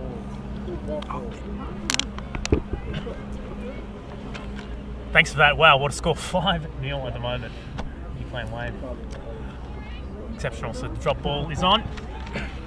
And we are back underway in the second half. Laura McCann with the drop ball. Oh, great tackle by Barking. Number 18, Javine McKnight, who's already scored a goal so far. Back to the number 7, out in the wing. Ooh, poor cross into the box. Makes it the goalkeeper's kick. Tori St Rose just with lacking that final cross into the box there, really unfortunate. Tori St Rose had a pretty good game on the wing, but yeah, not the greatest cross in the world, that's for sure. Nowicki, short pass with the right wing, defence still has it, moving up now. Oh, another interception. Barking just seemed to have a way with intercepting Macclesfield passes, that's for sure. Oh, here we go, the counter-attack on. And a counter-attack on. Lost position. The number 16, Faye Murphy with the tackle there. Macy Windsor again on that left-hand side. She has been... great challenge there. For a corner. Barking corner. Yeah, Marcy has definitely been the player to watch for Barking, that's for sure. A goal in the first half. Every time she has the ball, she looks dangerous. I can't say that many other players look as dangerous with the ball as she does. I mean, that second goal from her was just fantastic, wasn't it? Definitely. Composure, and then to be able to finish like that, a really well taken finish. Rahad with the corner kick. It's whipped in. It looks good. Ooh. Can Macclesfield get it cleared? They can. Great clearance. The ball is in space now. St. Rose with the ball. Easily cleared by the Macclesfield captain. Ball into the centre field now. Celeste Gordon looking for that pass Developing up, and it's in! Great through pass. It's in the box now. It's 2v1. Oh! Managed just to save that. Great work from Alicia Garwood. She's been having a good game too, might I add. Just unfortunate there. One touch is too many, I think. And very lazy. Very well from Kaja, their goalkeeper, just to come out. Or Alicia. Very lazy final touch. Very. From Macclesfield there. They had the chance on. They had the numbers to do it. It's passed around the back end of Barking. Into the centre now. Very nice Murphy. from Faye Murphy. Loses out there though. It's a Cullinan. Tries to play out. Jenna Wilson. Yes, ma'am. Yes, ma'am. Keep it up. Let's go, ladies. Keep it switch. Yeah. It's okay. Get it back. Number 17 with the ball now. Blue Mills. That's you, Laura. Bit lacklustre in the centre. It's a bit of passing, bit of swapping possession. Number 9, Krakowska with the pass, and it's out. Celeste Gordon involved in play once again there. I think she's really... Well, I didn't see this in the first half. Throwing toward into the forward, but free kick given. Again, Celeste Gordon involved. We were just saying she hasn't been much involved in the game, but maybe for the wrong reasons in that contest. And there was a few it was a bit argy-bargy, I felt, in the first half, to be fair. And I reckon at times I was surprised that none of the players managed to get a card. There was an incident down, I remember, in the first half. Macclesfield against Garwood, the keeper, who I thought might have looked threatening for a card, but... I think you could argue that case for a couple of them in the first half, couldn't you? Yeah, definitely. Ref's keeping his cards close to his chest. Cards close to his chest, yeah. Great poker player. Referee, I'm sure. Captain with free kick for Macclesfield. Just setting up for the set piece. It's whipped in. Very good free kick. And it's just over the bar. Did not threaten Alicia Garwood whatsoever. It's going to be a goal kick. I'll tell you what though, it's kind of, the intensity sort of dropped in the first half, or the second half, I should say, or the first portion of the second half. But don't let that get in the way of what could be, you know. Because we know how quick Barking are on this counter. All they need is one opportunity, Josh, and they're flying again. And of course Macclesfield, don't count them out as well with that late goal in the second half. Well, if anything, at the moment in the second half, it does look like Macclesfield are the ones more likely to score. But Johnson on the ball. So let's go ahead and picking it up outside the box. Oh, there's a player down, number 16, Faye Murphy. She's down in the box. Ref calls play on, and he's finally blown his whistle for injury. I was wondering who was going to stop that. Didn't see that, but... Didn't see the challenge, but she's down in a precarious spot, isn't she? She's squirming here, and it doesn't look nice. We have a physio running onto the pitch now just to give her some treatment. Hopefully it's not too serious. Hopefully not. That is the coach, Jodie, running out onto the pitch there to check in on her player. And Macclesfield had an interesting lineup. I know we had a look earlier on at their team lineup, and they had a couple of goalkeepers, which was very surprising in the starting lineup. And I spoke to the Macclesfield coach a little bit earlier. Jane Wilderman and Becca Nowicki were the Macclesfield goalkeepers, both on the list. And I remember speaking earlier to Jordan. And it's Jana Wildman playing on the left-hand side today, isn't she? Yeah, and I quote Jordan saying that we have so much depth in the team, and we just could not afford to have Wilderman not on the pitch, which was, you know, obviously it goes to show the depth of Macclefield's squad there. And I'm pretty sure I checked out the squad list, and they have like 4 keepers as well. When your keeper's good enough, when your keepers are good enough to play in the outfield, you know you've got a pretty good team, don't you? Exactly, and that's what they've proven today, because she has had a pretty good game. We have an update in the Rangers and Headstrong game. Sam, what can you tell us? We've had everything here. It's been kicking off, there's been fighting. We've just had a bad injury actually, which was a bit nasty, but 2 players collided. It's cold. The snow's been coming down, but it's still 2-0 to Headstrong Pink after a strong first half. They did miss a penalty. It's all to play for in the second half. Rangers can easily get back into it, so we'll see what's coming. But we are now in the second half, and it's still looking good for Headstrong Pink. Oh, they're in again here. Sam, and talking about intensity going up here, it just seems like the last play after that injury, or that play went down, that Murphy went down, that the intensity just seemed to pick up straight away, didn't it? Well, Murphy's up and about now, so hopefully that injury hasn't been, it won't affect it too much, but you never can be too careful. That brief melee in the centre there just seemed to look like both sides had woken up and really wanted to get on the ball. And Macclesfield kicks it out. It'll be a Barking throw-in in the attacking third. Looks like Macy Windsor to take the throw. Already scored 1 goal today. And has been controlling the attack from Barking. Sorry, excuse me, I don't think it is Marcy taking in the throw. Throw comes in well. Mansfield take it back straight away. And it's a free kick going to Macclesfield.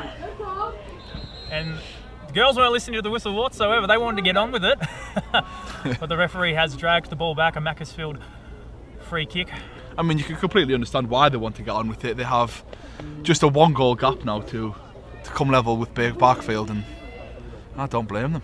It's pretty cold out here today, so who wants to be standing around for too long? Also that as well. Macclesfield back on the ball, back to the captain, the number 6, Sears. Headed from Cullinan.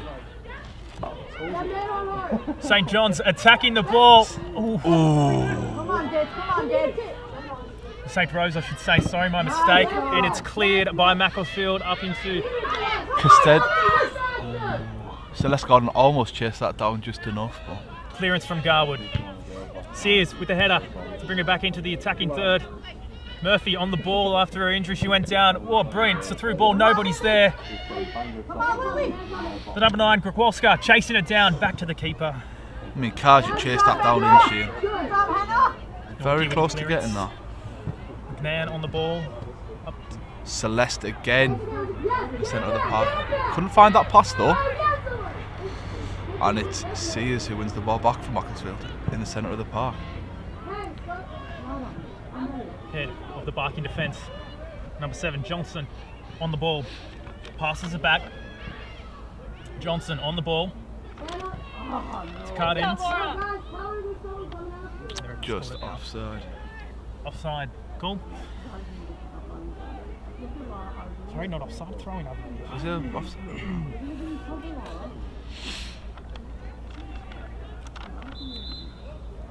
It's been a very interesting match so far here at the National Football League Women's Trophy. Semi-finals, all to play for here. Looks like Garwood will be taking a free kick, the Barking keeper. She's had a very good game so far. She's made some very crucial saves, hasn't she? Definitely. Especially in the first half. And to be fair, it probably should be a little bit more Barking's way, to be fair. A couple of goals skimming off the crossbar earlier in the match, especially in the first half. A couple of Mansfield goals too, skimming off the crossbar, making easy work for Garwood.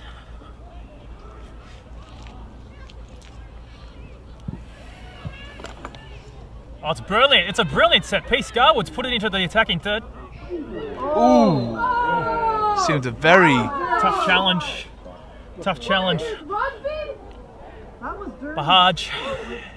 And we have an update on one of the old pitches now. What's going on over there? Yeah, we've had a goal here for UCLan Rangers. Number 9, he hit the crossbar the first time, but he tapped it in the second time. It's now 2-1 to Headstrong, and they are looking rattled, I must say, after some scraps in the first half. They just seem their heads have gone. So what a game we have here. Can UCLan Rangers get back into it? We'll see. Thanks for that, Ben. Yeah, fingers crossed UCLan can get back into that game to keep that contest going. We're back to an excellent contest here as well. It's a bit of slow. Don't understand quite what the hold-up is with the Macclesfield free kick. I'm trying to spot they're making. It looks like Macy wins the. No, I don't see what seems to be the hold-up, to be honest. There's some substitutions coming on. Doesn't look like it, Josh. Does not look like it at all. Yeah, not 100% sure that hold-up was. Macclesfield passes it across the defence. St. Rose goes to attack. It's Here's cleared. Celeste Garden again. The attack, the Mansfield wing, intercepted. Oh, Mansfield had the ball back in the attacking third. And the attack is back on. Celeste Garden whips one into the box. Ooh, defended by the number 5. Hughes with the critical interception in the box there to keep the score at 2-1. Brilliant cross. It was a great attack by Macclesfield, but they just did not seem to have the numbers in the box there to take advantage of that. Half chance. Hey, good try, good try. Keep What a great effort from Macclesfield. They kind of made something out of nothing there. Didn't trouble Garwood, the barking keeper, whatsoever. I think she just caught that a little bit on the slice. It did look like it was going to dip over Alicia Garwood at one point. But this is what Macclesfield needs to do to keep in the game. They need to keep the pressure on. They keep needing to be in the attacking third. They need to keep kicking towards, or at least having attempts at shots, even if they're under pressure. Keep the barking defence. Well, as we've just seen there, what seems to be working, it's just putting them balls into the box, and if they can keep doing that with success, then they're bound to get at least 1 or 2. Hopefully come away with the win. Welsh with the pass. It's back in the Barking's defensive half now. Gilman passing the ball to St. Rose. Oh, it's a great over-the-top lob pass, and the shot's on. Has tried the long-range effort. It was a shot from outside the box. It was ambitious, that's for sure. It was probably going about a metre over the post. And Rebecca Nowicki did not look phased there, did she? She did not look stressed at all. We've got a pause in play We here. have a Looks like some substitution. Tori St. Rose is coming off. She's had a good game. She has. A very good game. She's done her part for Barking. She's kept them in the fight. Well, they're in front at the moment. I think she's definitely done her part to contribute to that. I didn't quite see the number who was coming on. I think it is Izzy Darby. Well, it looks like now their number 18 has moved out to where Tori St. Rose was playing, and their number 6 has moved into that midfield spot. McKnight on the right wing then, taking over from St. Rose. Marcy on the ball. It's out to the number 16, Murphy. She's trying to take on 3 of them. Sorry, I misspoke there, Grukowalska. Not Murphy on the ball on that one.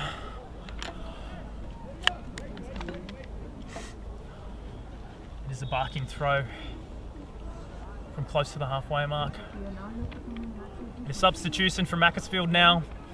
The number 11, Wildner off and coming on to take her place. This is the number 12, Sophie Fernandon, to make her 9th appearance of the season. And she's had a good season so far too. She's managed to put one into the back of the net in the league. So I'm talking about the league as well, just to give you an idea of how well these teams have been going in their normal league, not in the cup. The Women's North Premier League Mansfield are currently sitting 3rd in the Northern Division on 28 points, and Barking's Abbey as well is sitting 2nd in the Southern Women's Premier League, 2 on 29. So both these teams are well versed and they're great competition here. Looks like counter-attack on though. The pass from Macclesfield goes to no one. Just seemed like a Hail Mary ball definitely. Towards the right hand side, and unfortunately no one was on the end of that. Garwood watching that one dribble out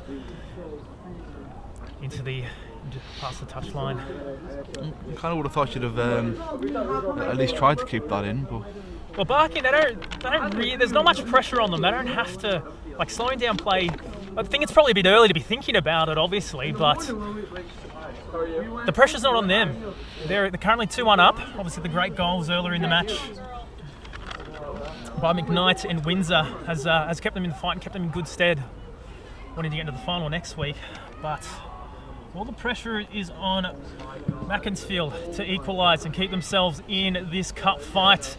And the attack is They're on coming there. forward now with real danger here. There's a brilliant through ball into the right wing area. Larry The Johnson crosses into puts the box. one in, and there's no one there. Easily intercepted. That's gone out for a corner kick. Welsh, a brilliant clearance in the box. The cross didn't really see. It didn't look high enough. It didn't look like it was going towards any of the heads of the Macclesfield attackers.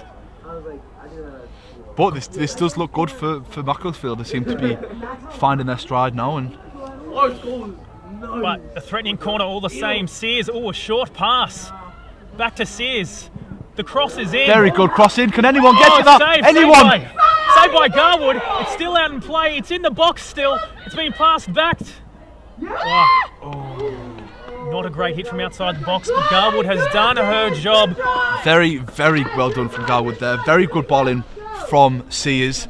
And Garwood's just come in, tried to collect it, didn't manage to punch it out, and very nerve-wracking for. I think it was Cullen with the second attempt for the Macclesfield attacker outside the box. Didn't really seem to threaten anyone. It was, I'd say it was a relatively poor hit from outside the box, poor strike, but obviously quite a few defenders in the way. Took a bit of sort of deflection in there, but.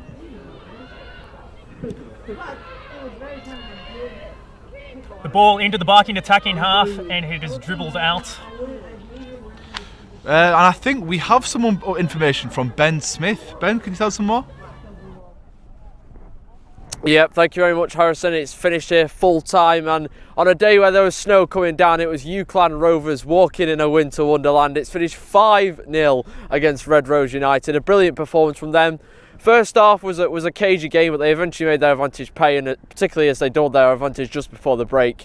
There was always the potential that they could come out and make a real statement in the second half, and they definitely did that. 3 more goals, could have been a couple more. They hit the bar, had a corner that looked like it might be going goal bound, but just hooked off the line. So yeah, a fantastic day for UCLan Rovers, and it's finished here. UCLan Rovers 5, Red Rose United 0. Thank you, Ben, for that. As Macclesfield hoof one upfield. Very interesting state of play here. It just seems to be counter-attack after a counter-attack. The ball seems to be going. Alicia Garwood jumping on the ball. I mean, she has been just fantastic. For a goalkeeper, I'd be keen to see how many steps she's done. Because I saw her just before in that melee of play, just before. She was nearly up into the halfway circle with for a clearance for her team. We also had a celebration for the first goal as well. Yeah. Walsh, interesting challenge there. The referee says play on Macclesfield on the ball. It looks like the number 7 of Johnson with it in a challenge. And they're just working that right hand side again, aren't they? Just trying to get that ball into the box, get a bit of space, put that cross in, and like I said, you never know. One of these times it's going to go in. I feel like that is the attacking zone there. The Johnson, Cullinan and Sears combination seems to be really. Talking about Cullinan. An ambitious shot from well outside of the box. Very ambitious from Cullinan there. Goes well wide and well high, but that trio, whenever a Macclesfield attack seems to be on, those 3 names are the ones that seem to come up with the ball each time. Alice Garwood with the goal kick, and we have an update from Ben on one of the other pitches. Ben, what's going on, mate? We have another goal, and it's UCLan Rangers equaliser from the penalty spot. Number 7 putting in the bottom left-hand corner after a handball from a corner incident. It's now 2-2.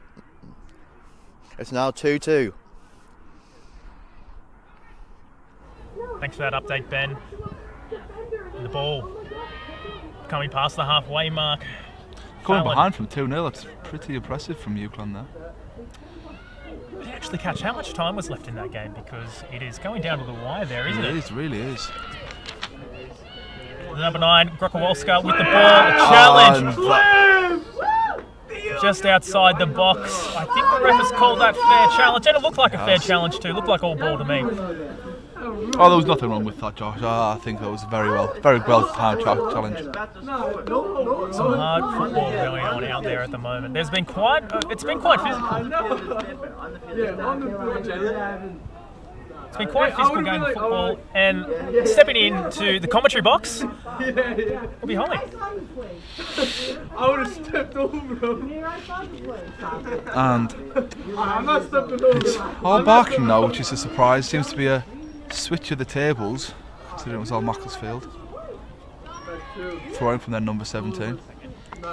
Hello, good afternoon. A change in commentary. As Josh said, then Holly Bacon still alongside Harrison Butler as we go into the last 20 minutes or so here at the UCLan Sports Arena. Still leading by 2-1. are barking. They'll be heading through to the final as it stands. Macclesfield don't have long to try and get something out of this and keep their cup hopes alive.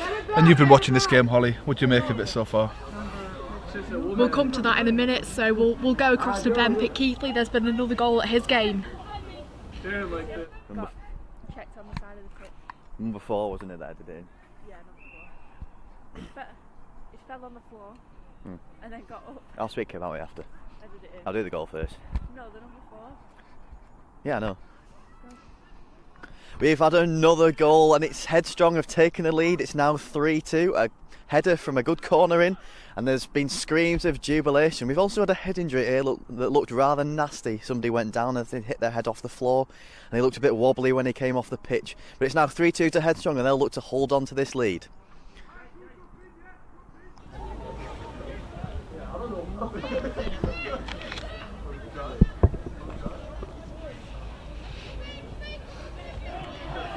Thanks for that, Ben. You just join us as Macclesfield have a free kick. The captain takes it, Mallory Sears, and the ball is back with Barking as they look to bring it forward on the far side. But Macclesfield gain possession back. The captain. Harrison, if you think a goal is to come from Macclesfield, who do you think will be the ones creating it? Well, I'd like to think it's Celeste Gordon, to be honest with you, Holly. Obviously, 17 goals from her last 13 appearances is a very impressive tie to have. But I also think Sears has been controlling this midfield really well. Fantastic run through the middle there, but the ball wasn't quite as good. Macclesfield clear. And it will be a throw-in on the far side. Time is running out here for Macclesfield though. We spoke to the manager pre-match. He knew it'd be a tough game today, but he did feel confident in his side. They beat Everton in the previous round, Macclesfield did, to get through to the semi-final. And of course, not to forget, going on right now is the other semi-final in this competition, the National Football Youth League. Cambridge United women under-21s are taking on Arsenal Oakland's under-21s as they're back on the attack now. Macclesfield clear. A lot of action on that far side. No team having a real long spell in possession at the moment. Turned a little bit scrappy in the last few minutes as Macclesfield win the ball back from that.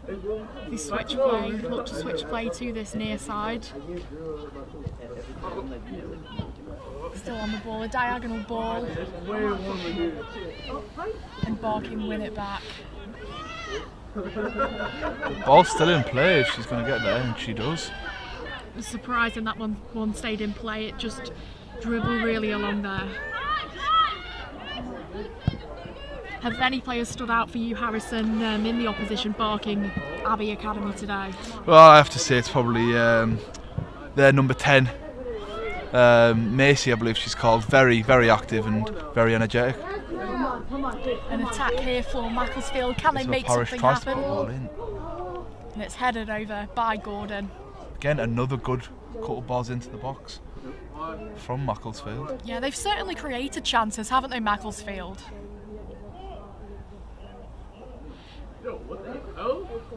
We are going to head across to Ben Smith soon. We believe he has a couple of interviews. Yeah, that's right, Holly. A couple of members of the Red Rose United side here got Danny and Max. Danny, a tough day there. Just try and dissect that one for us if you can. So pretty much from the first minute they came out with more organisation. They literally played to the strengths. They knew where to put the ball. They knew where every single man was at every moment. They always talking, always moving. They just outplayed us really from start to finish. I say we are a few players down today. We had a lot of players with injuries. It shouldn't really be an excuse to fall back on at the end of the day. It is a 5-0 loss. But all our lads tried their best really. But out there, how we played today, it's completely different to how we usually play. We were a lot better than that, and I think 5-0 really does flatter them, but at the same time they've played to deserve that scoreline. So really it could have been even worse for us, to be fair. It could have been 6-7-0, but we were lucky that it wasn't. Yep. Oh, actually, you mentioned injuries there. Both of you, unfortunately, picking up a little bit of a knock. How are you doing, Max? How are you holding up? What's the? Hamstring's still a bit tight. Gave it last 10 minutes. Couldn't really run around, but don't matter anyway. We've lost 5-0. It's not really good enough. And you, Danny, saw you have a bit of a slip after the goal kick out. Yeah, How's the form? So I didn't really like the position of where I put the ball. To be fair, overhit it, and I've hit into the floor more than the ball. Rolled my ankle. I should have stayed. I said to the ref I should have stayed on floor, and then later on, one of the kicks out of my feet, I hit it on the end of my foot instead of on top, and I've hit my ankle. That's really bad. So a tough day for Red Rose there in more ways than one, and now we're going to head back to you.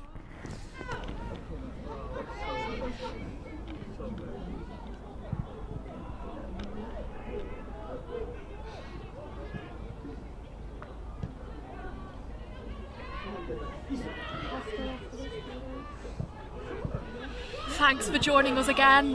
Thanks for that, Ben. You join us as Barking are on the attack. They put the ball across there, and it's the number 10 on the far side racing onto it. She puts the ball across goal, but that's well cleared by the centre half. And while we were with Ben, we had Barking had a good chance, didn't they, with their number 18. They did, yeah. Javine McKnight, she was making herself really busy. She forced the keeper into a save. It's worth noting as well that the keeper today for Macclesfield women, Becca Navicki, she can play at left back as well. I know they've got a lot of goalkeepers, haven't they, that are very versatile, this team. Jana Wildman, she is traditionally a goalkeeper, isn't she? But she's playing outfield today. And I was saying to Josh, she's had a very good game until she was taken off. So yeah, Barking are back on the ball now. It was a long ball over to the far side, creating another chance here. That was a good challenge. The referee says no foul there.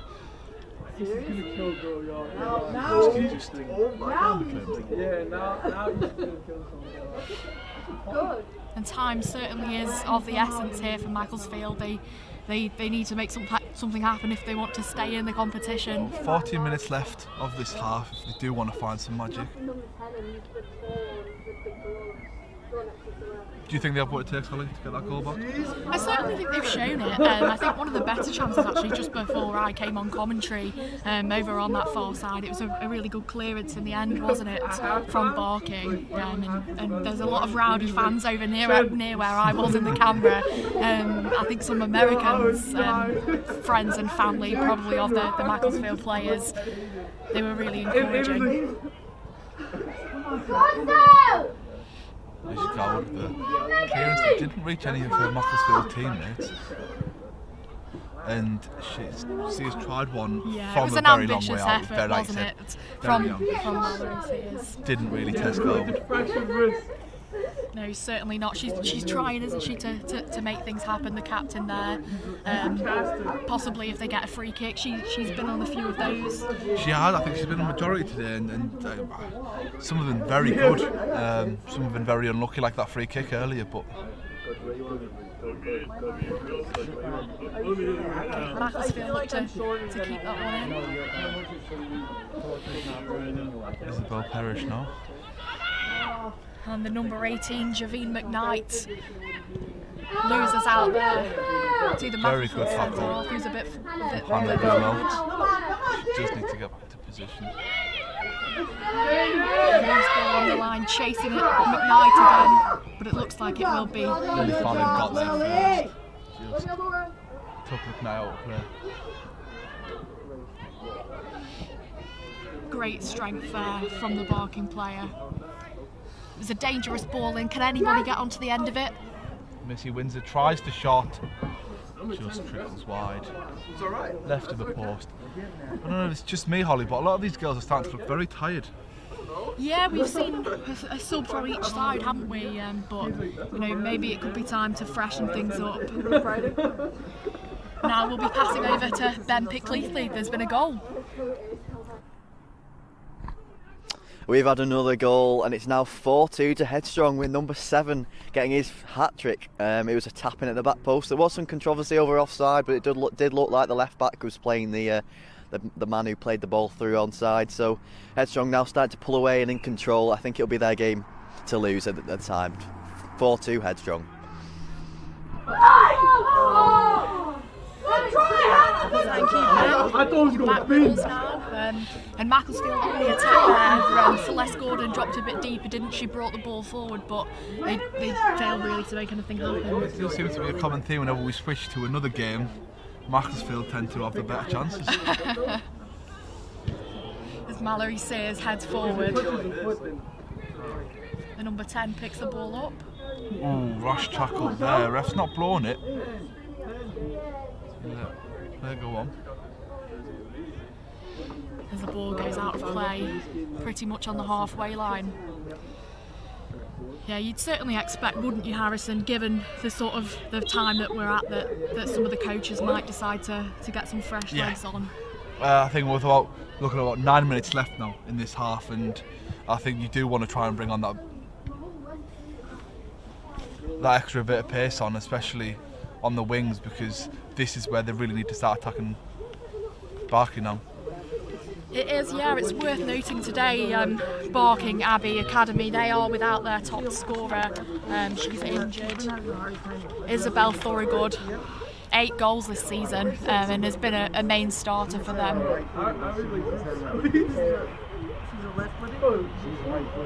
Ball forward, but that's gone. Will be another throw in on the far side.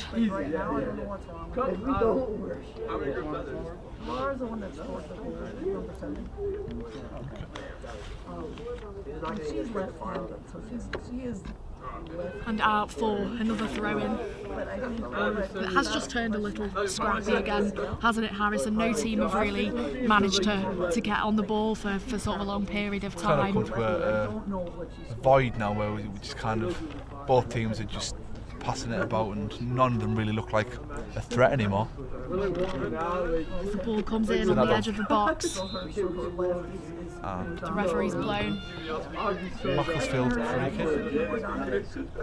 I'm guessing it's going to be Becca Nikowski to take this, or is it Hannah Blumel? She's got quite an interesting get-up over there, hasn't she, Harrison? The pink gloves we can see all the way from our commentary position, and I think a bit of pink in her hair as well. We're not going to miss her. No, she's certainly one of the easier players to identify, that's for sure. Looks a short free kick taken.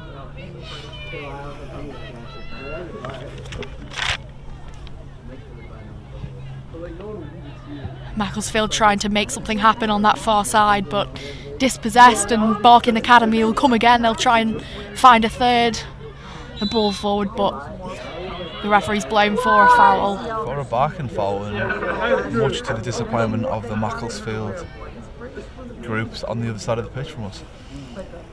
Yeah, there's a few spectators in today, isn't there, Harrison? As I said before, in the cricket pavilion just to the side of us, we do have some Macclesfield Academy friends and family. Quite a few of them Americans as well, by the sounds of it. And on the far side we have the various coaches. A long way the Barking team have come today, all the way from East London. It's a really big game in this competition, and if they are to go through, the final will be played at a neutral venue. As the ball comes in, didn't really trouble Macclesfield too much. That they managed to clear, not the best of clearances, as it goes out for a throw in.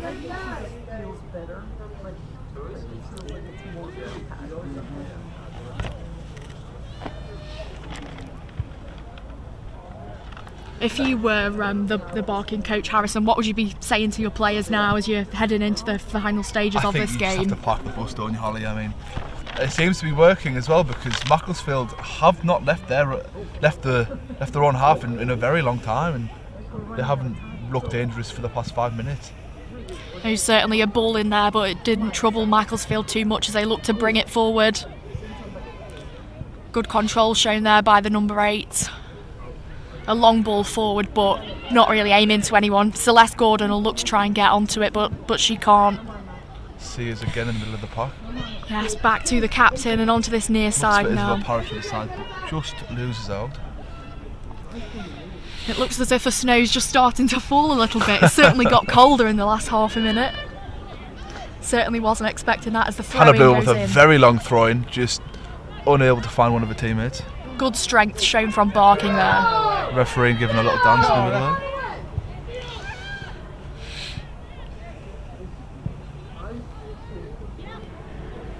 With the ball on the far side, Macclesfield. And it has gone out. And we do have about 5 minutes left of this half. The ball goes in. A little bit of a miss kick there. Ooh, and just flashed. Yeah, flashed across the over face the of the far goal. post. It looks like it's rolled out as well. Oh, it's gone out for a throw in. Must have missed the deflection on that. Big throw in from Parrish, who just again unable to find one of her Macclesfield teammates, but here come Barking. And she's been a bright spark, hasn't she?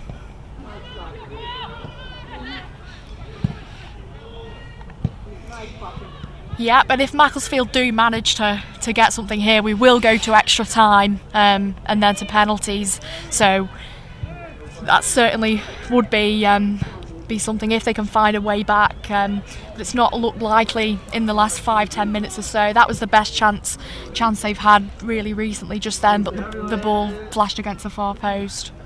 Again, didn't really look like anything to worry their keeper. No, certainly not. It has the feel of a game that's sort of fizzled out. Fizzled out is a good saying. But now we've said that, we'll probably end up with a couple of goals.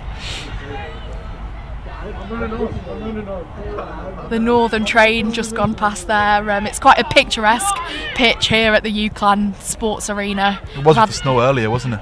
It was really nice. Yeah, it's a lovely setting for this game. Just hoofed away there. And that is a very unfortunate touch. Very good tackle from Bruno. And again, flying in. She has been exceptional to make sure her team don't go down any more than that one goal gap. Certainly, I have been impressed with Javine McKnight on this near side towards Harrison. She's been a bit of a bright spark, hasn't she, for the visitors' Barking Abbey?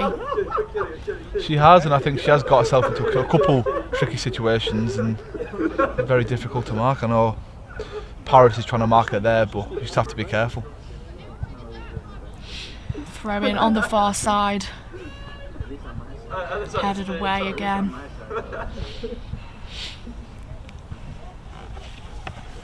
Time is ticking for Macclesfield to get this equaliser. Two teams here that have been going well in their respective leagues. Of course, Macclesfield in the north, Barking Abbey in the south. Both going well and have done well so far in their league campaigns. Just 1 point separating them in their respective leagues, of course. Macclesfield on 28 and Barking on 29, both second and third. So they've had really good seasons, and two good teams coming up against each other at this level. Another throw in on the far side. The number 9 brings it down and turns. She's still got the ball. Not the best ball across there, but Macclesfield did well to get rid of it. But it's back, of course, with Barking. I think Barking are just looking to end this game now. You are, and who can blame them, really? Saying that though, Macclesfield have just picked up the ball in a very dangerous area. Unable to fall to Celeste Gordon though. Yeah, they had a few numbers forward as well, but just couldn't really make much of the attack. Another throwing on the far side. The Macclesfield girl was chasing it, but couldn't bring it under control. Big ball it. Oh, and I thought that had gone in for a split second there. No, it looked like a very ambitious shot, but it was actually a lot closer, wasn't it, than first thought when she took that effort. Saw the net ripple, it was just the goalkeeper. I don't know who took that shot actually, but it was very close. It was certainly from a distance, wasn't it?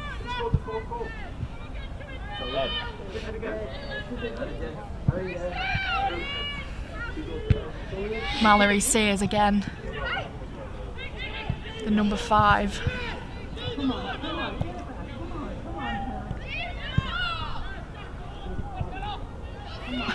good little spell here for Macclesfield. Sears hits one from range, and it just glances wide of that left-hand side post. It was a powerful effort. It was a very. She got a lot behind that. Very unlucky for that to be on target. But with such a little time left, would you be taking shots like that, Holly? I think she's just trying to make something happen, isn't she? And to be fair, she has been a bit of an aggressor, I'd say, for Macclesfield, you know, trying to make something happen. But as you say, time's really ticking. And they just need to do everything they can, Macclesfield. And the number 5 does well to keep that in on this near side. Parish did really well to keep that in there. She did, yeah. And just then Celeste Gordon was trying to bring the ball in under control, but it has gone out for a Macclesfield throw-in, and is this sort of last chance saloon, Harrison? There's not it long looks left, like there? it. There was not a lot of time left, and I don't know how many additional minutes have been added on, but this really is it for Macclesfield now. Back to number 5. Can they get the ball into the goal? Well defended there, but Macclesfield will come again. There's another ball on the pitch, unfortunately. Oh, it's gone into the shrubbery next to the goal. Yeah, it's a nice rural area, this, isn't it? Plenty of trees and bushes. No one's going to retrieve that one. Like you said, very picturesque, I think is the right word for it. Can Macclesfield make something happen Big here? throw from Parish, who's it bounces into the penalty area and fails to clear it though. Sears on the edge of the box. Oh, if only Sears could have got a bit more power under that. It fell really kindly to her from the Barking player. They're not done yet. And Macclesfield do have a free kick. I'm guessing it's their number 8 captain, Mallory Sears. Probably their last big attempt of the second half. Yeah, she's been on the free kicks all afternoon, and let's see if the captain can make something happen for her side here. And this is it now. A lot of people watching on with anticipation. See a very good free kick in, and it's in very safe hands. Ooh, or is it? No, it hasn't. The No, keeper it's not. spilled it. Keeper spilled it and it's out for a throw-in. If only Macclesfield had a few players around the keeper, then I know. one of them And could Sears have has got it to the again, end of and that. she sends.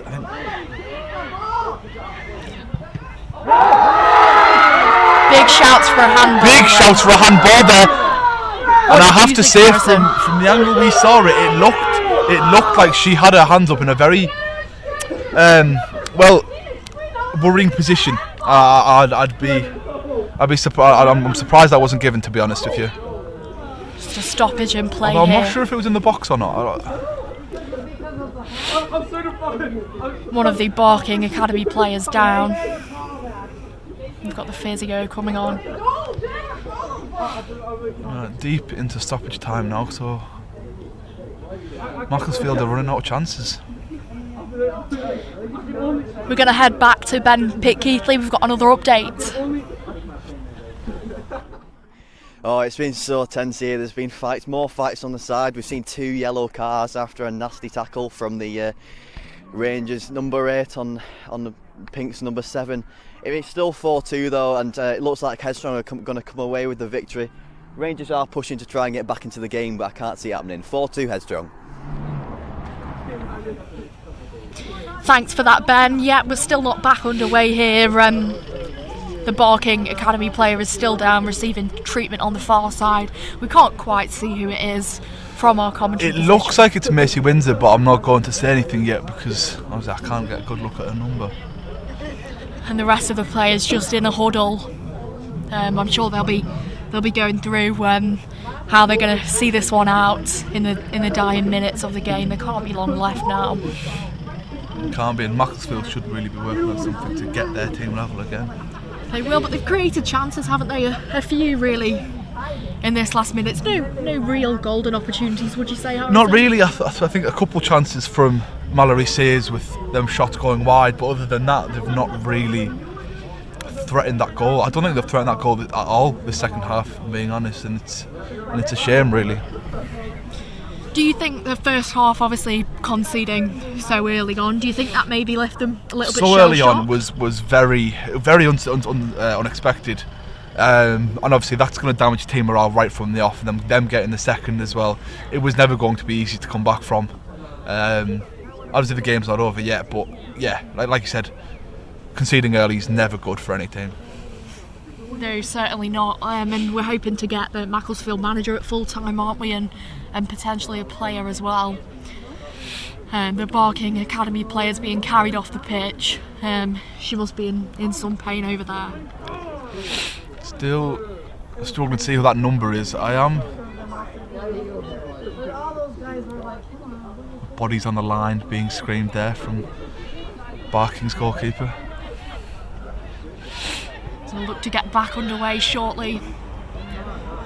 The referee, Ron Marsden, It is a Maisie local Windsor guy. that has gone down. It is Maisie Windsor. As I said, yeah, a local guy. He's from Leyland, and he's the father of the National League ref, Paul Marsden. Somebody that National League fans will know well. And he's called it. Oh, they're bringing on a substitute. And they brought on a substitute just for the last few minutes here. Just to kind of waste time here, I think. A throw in on the near side. Hannah Blumel. Going with the big throwing, fast throwing in.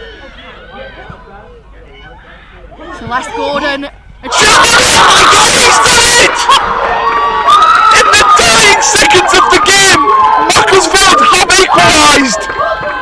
Oh, and what a moment! If it was going to be anyone, it was going to be Celeste Gordon. Gordon, take your hat off. Wow, just wow. An unbelievable strike as well. As soon as she hit that, I knew exactly where that was going, and I can't believe this. She's certainly a dangerous player for Macclesfield. That's her 4th goal in the cup this season. Barking, get ready because Macclesfield are not finished just yet. What a game this has turned out to be. That's 18 goals in 14 games for Celeste Gordon. Certainly the danger in Macclesfield's side, and she's proved her worth there, hasn't she? And a very good finish, a very good turn as well. And it was, certainly. It looks like we're heading for extra time here at the UCLan Sports Arena. And if things escalate, possibly penalties as well. Certainly an exciting end to this one. The ball just bobbled off Gordon's head. Bobbled off Gordon's head. Didn't quite know where that was. Barking have the ball and try and bring it forward, but it's well intercepted there.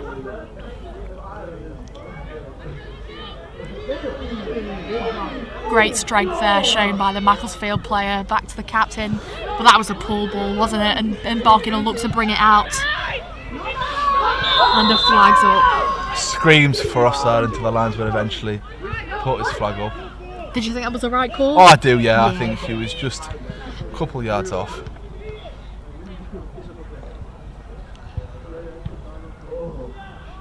And it will be Hannah Blumel in the pink gloves and with the pink hair to take this one. We are approximately 7 minutes into extra time now. It's a substitute racing forward.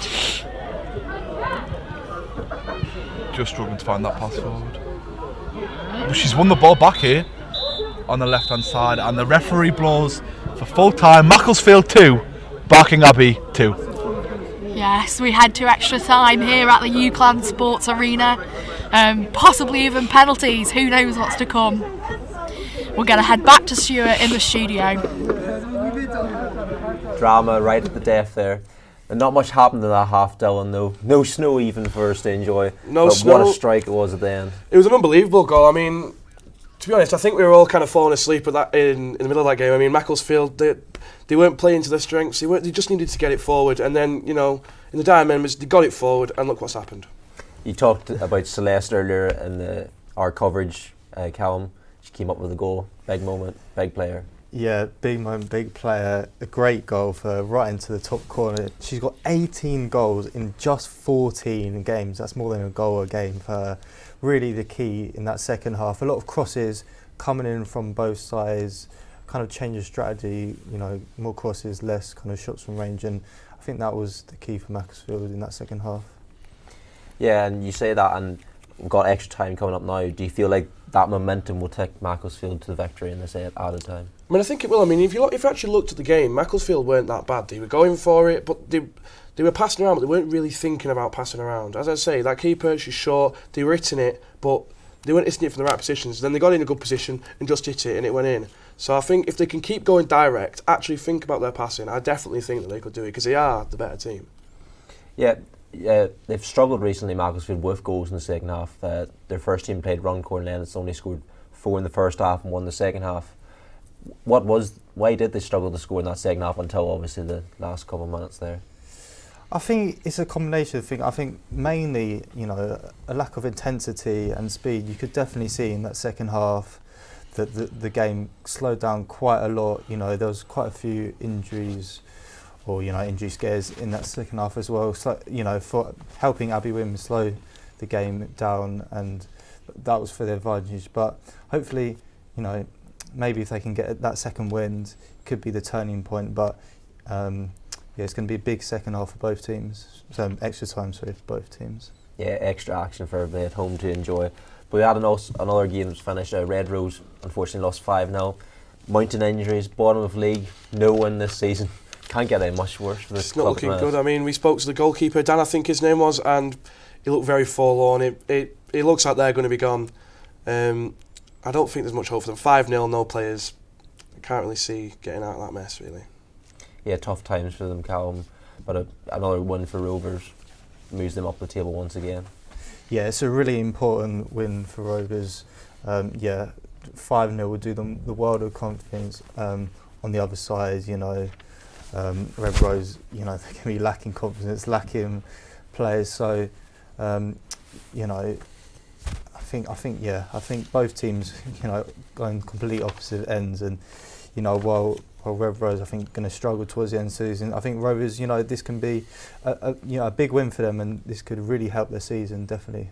You say about opposite ends of the table. At the weekend we had Burnley at the top of the Championship playing Blackpool. Blackpool have been in a bit of trouble though after this season. Yeah, they are. I mean, they're 6 points off. They got a really good draw against Burnley. 6 points off, and Wigan, another North West team in it as well. Sean Maloney trying to take them back to trying to keep them up, but I don't think it could happen. And then Huddersfield bringing Neil Warnock. I think they could have a chance, but I think if any of them teams are going to go down, it's definitely going to be Blackpool. Yeah, we'll talk about that a bit more in a minute. But now we're going to go to Ben, who has a summary over at the UCLan Sports Arena. Well, we've had literally everything here. Literally a hard-fought game, off and on the pitch. We've had fights, but we've also had 6 goals, with Headstrong winning 4-2. A hat-trick from their number 7, who looked a great player, steaming down the left to sneaking in the back post to complete his hat-trick. He also missed a penalty, but Rangers did show some good attacking intent to get 2 goals. They just couldn't quite match Headstrong on the day. And it's been a positive day for Headstrong, who could go top if Entrenadores failed to win. 4-2 Headstrong, the final score. Big win for Headstrong there. But we're now going to go back to our main game to see who will win this semi-final. Back to you. I've got to check on Ben Pickett. Thank you, Stuart. Welcome back. I can't believe that I'm actually back here on commentary. What a game that was. I was watching the second half up from the camera position, and it was fantastic. So I think the rules of the competition, I mean, we've played a full 90 minutes, so I'd be very surprised if we don't get 2 sets of 15 minutes and that extra time. I've got Josh alongside me, our Australian friend here. Josh, you've just said to me this is the sort of thing you get at the University of Canberra. How are you enjoying this one? Yeah, it's absolutely fantastic. The football has been great, and it's a good thing it is, because the weather is not so great. It is currently, the snow has started to fall again here just as we get into extra time, and the intensity really picked up in that second half, really, in that equaliser as well. We didn't expect that. It looked like Barking sort of had them covered, but as the kickoff back underway. Yeah, Celeste get us underway again for the second half. It was a Celeste Gordon late equaliser for Macclesfield that got them back into this one to take it to extra time. I have to say, I wasn't expecting to be sat here at extra time. The linesman on this near side doesn't look very happy that we've gone to extra time. He's absolutely freezing, but we're absolutely loving life here, and it's been a fantastic game of football. So here we go. Let's see what we're in for here. I think he's only upset because it's a poor wardrobe choice of shorts in this weather, but Yeah, I'm loving your wardrobe choice, to be fair. If you could see Josh now, he's got a woolly hat on, he's got his nice big bushy beard as well to keep his face warm. Lots of layers, that's the key. And it's not enough. Yeah, and it's not enough, that's true. That's true. Right, so here we go. Throwing on the far side for the visitors. And the referee has spotted something that he's not very happy with, so he's given Macclesfield a free kick. I think a push in the box there from Javine McKnight. It's been quite argy-bargy, this game, hasn't it? There's a lot of stuff that's kind of, the referee hasn't blown the whistle for, and he has been a little bit more whistle-happy in the second half of this match, I've noticed. I think the first half I was commentating on, Josh, was quite tame in terms of the heat of the fixture. As a qualified referee myself, we always talk about managing kind of the temperature of the fixture and not trying to let it boil over, and it's getting to the boiling point, isn't it? That first half was quite tame, but that second half was good to watch, and the scenes on that far side as well when that second goal went in were just unbelievable. Huge celebrations, and Macclesfield looking to try and build an attack here on this near side in front of our commentary position. Macclesfield. Nice ball down the line. Boo Mills is going to try and get rid of that one for...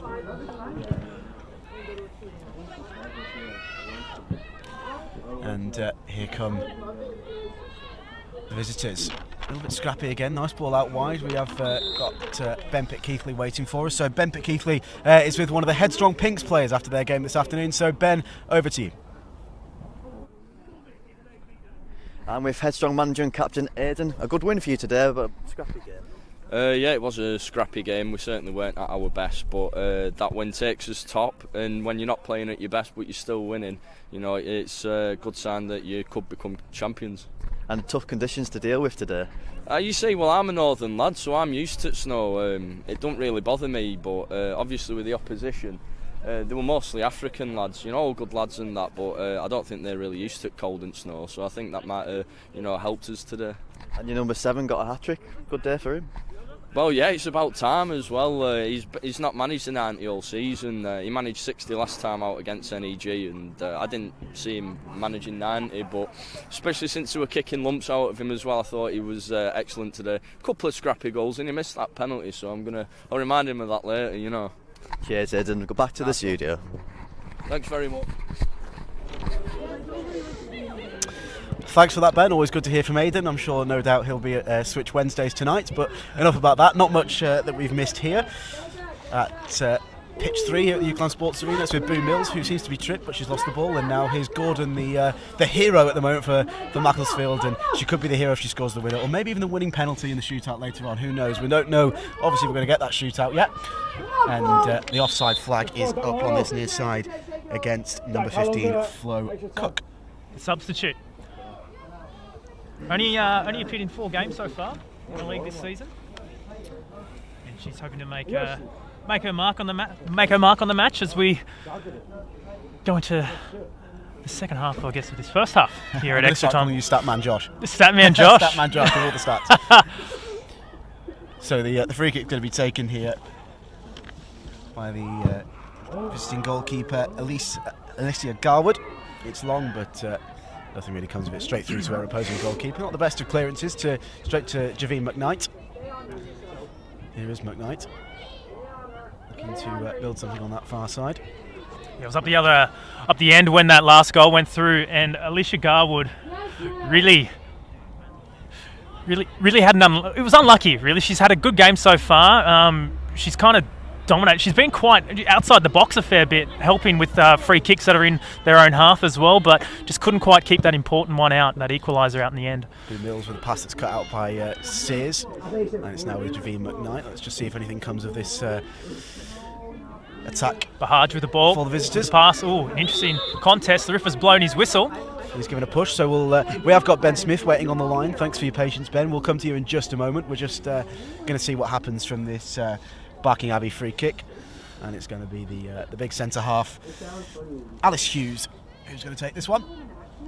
Let's see if Barking obviously would have been rattled by that late Macclesfield equaliser. Referee checking his watch. He's not been a fan of the time wasted so far, nor of the Macclesfield officials and fans on that far side. So let's see what happens. Alice Hughes with the free kick. Not too sure what we're waiting for at the moment. Referee calls her to get on with it. Hughes sends one forward, headed away.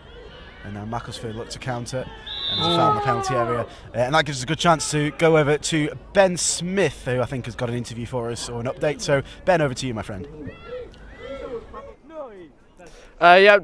Just a quick further summary of this game. It finished UCLan Rovers 5, Red Rose United 0. Red Rose came into this game winless in 9 to start the season, and it's very quickly turned, despite a bright start, into another difficult afternoon for them. They were 2 down at the break, and in the second half it only got worse. UCLan Rovers adding 3 goals in the second half. Could have been a couple more. They hit the bar, had 1 cleared off the line. So yeah, great day for UCLan Rovers. As you may be able to tell from the state of my air, it's been a cold, blustery day up here up at the UCLan Sports Arena. Most of the players have already headed off and gone into the warmth, and I think that's going to be our next move. Thank you very much. And just one last reminder, it finished here, UCLan Rovers 5, Red Rose United 0. Thanks for that, Ben. Sounds like you had an entertaining game to watch then. If you're heading to the cafe, make sure you grab me a hot chocolate for you. Josh, what do you want? Yeah, dirty shot latte, mate. Absolutely needed. Bit of controversy here. We've got a player, it's Alice Hughes, the big centre half for Barking Abbey, who's down. She went down. Macclesfield decided to play on, and Sears had a shot from range, but it was just wide. But the Barking keeper, Alicia Garwood, was absolutely furious with the referee for not stopping that one. Obviously, no need to stop the game. There was no head injury there, and I think Hughes, yeah, she's up. She's limping, but she'll be okay, I think, and will be okay to continue. Obviously, following the protocol of going off to the side until the referee calls it back on. Yeah, really good news. Hughes has been instrumental, I think, to Barking's defence so far in this match. But yeah, she went down in a really precarious position just inside the box. So lucky it was a shot from range and not a through ball or something into that area, because that would have been really interesting then. But yeah, I totally understand Garwood's response. One of her key defenders down in the box, especially. It's Hannah Bloomer at the moment that you're seeing. That's down on the far side, just squatting down. Not too sure. She had obviously received treatment in the first half for a different injury. There's something quite loud going over our heads, Josh. No idea what that sounds like. An aeroplane popping overhead at the moment, and I'm not surprised we're seeing these sorts of little niggly injuries come out at this point of the game. You know, it's very cold. We've had a couple of breaks, and a few stoppages too. And when you stop, I mean, you would know, mate. You played football a fair bit as well. When you stop and you cool down, that's when injuries sort of happen. Those like niggle strains, the hamstrings tighten up. And so maybe that's just what we're seeing, a little bit of attrition here as we go into the final part of the game here, the semi-finals. Yeah, absolutely right, mate. I mean, I'm no physio or doctor, but I've certainly experienced 1 or 2 hamstring pulls in my time. And so Ron Marsden just making sure that Hannah Bloomer is okay on that far side for Macclesfield, and a chance to get a drink for a couple of players and have a chat about what's been going on so far. We've got Sears, the skipper for Macclesfield, having a little bit of a chat over there. I didn't quite see what happened to Blue Nell, did you? No, she just seemed to go. I was watching the treatment for Hughes over on the far side, so whatever went on there can't have been great, but she's okay to carry on. Quite an extended stoppage here at the moment, down here at the UCLan Sports Centre. But I think Blue Nell's going to be okay to continue, and we'll go back to that goal kick for the visitors, Alicia Garwood. You like that team sheet, don't you, Josh? I do. I'm like fawning over the team sheets. Let's just put that in there so we can see it. Yeah, that's perfect. Didn't mean to nick that one. Right, here's Celeste Gordon, the saviour for Macclesfield. The reason that we are in extra time at the moment, it's cut out by Boone Mills nice and comfortably. Hughes with the clearance down the left wing. But that's not going to cause any problems. And Lara Johnson, who got Macclesfield back into this game. Remember, they were 2-0 down, Macclesfield, in this one. Nowicki with the clearance into the centre. Headed by Barrage. And it's Sears who's been the player of the match so far for Macclesfield, there's no doubt about that. Absolutely dominant in the middle of the park. That's a nice ball forward from Sears, and Macclesfield looking to attack. On the ball, fends off a challenge, a beautiful through ball through to the Flo Cook. The keeper easily handles that one. Flo Cook's opportunity to get into the game there and potentially score the deciding goal in this fixture, the semi-finals. The National Football League Women's Trophy.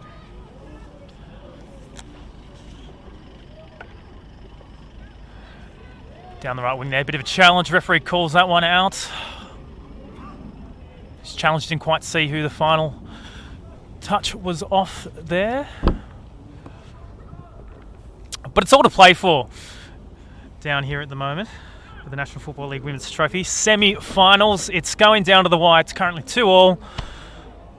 I think they all want to be in that final next week or the next fixture. And they'll be going up against the winner of the second semi-final, Arsenal Oaklands versus Cambridge United. Oh, a brilliant set of play here. Gordon breaking forward for Mac. Looking to find Johnson on this near side. What can Johnson do? It's blocked by Mills and deflects easily into the hands of Alicia Garwa. That's pretty comfortable one for her. And this game has just settled down a bit. You know what I was saying about the temperature of the game earlier, Josh. You know, it was pretty high. Yeah, it's kind of gone in ebbs and flows, hasn't it, this match? There's been some real intense parts. I mean, the crowd's been getting involved quite a lot as well. They've been quite vocal on both sides, especially with some referee decisions and some contact that's been going on throughout the game. You'll be able to see on our feed over on the far side plenty of Macclesfield supporters in attendance.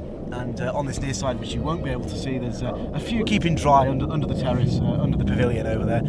Another large aircraft passing overhead. And if I could be bothered, I'd get flight radar out and tell you what it is. But I'm not going to. So apologies if that's drowning us out at the moment. I don't think it is with our high-tech equipment that we've got here at the UCLan Sports Arena. Thank you to those of you that are watching on YouTube for joining us this afternoon. And oh my word, that's loud. Throwing from Blue-Nell. Blue-Nell flows in down the line. It's out for another Macclesfield throw. Just short of halfway. Coming off Welsh. The referee's getting quite a few yards there and taking that one, and the referee's making them go back and take that one again. I think, well, you can see on the pictures they're throwing level with the halfway line, and they're getting a good 10 yards there. Macclesfield in possession in the centre. Brilliant pass through to Flo Cook. Cook feeds it in, and nothing doing there.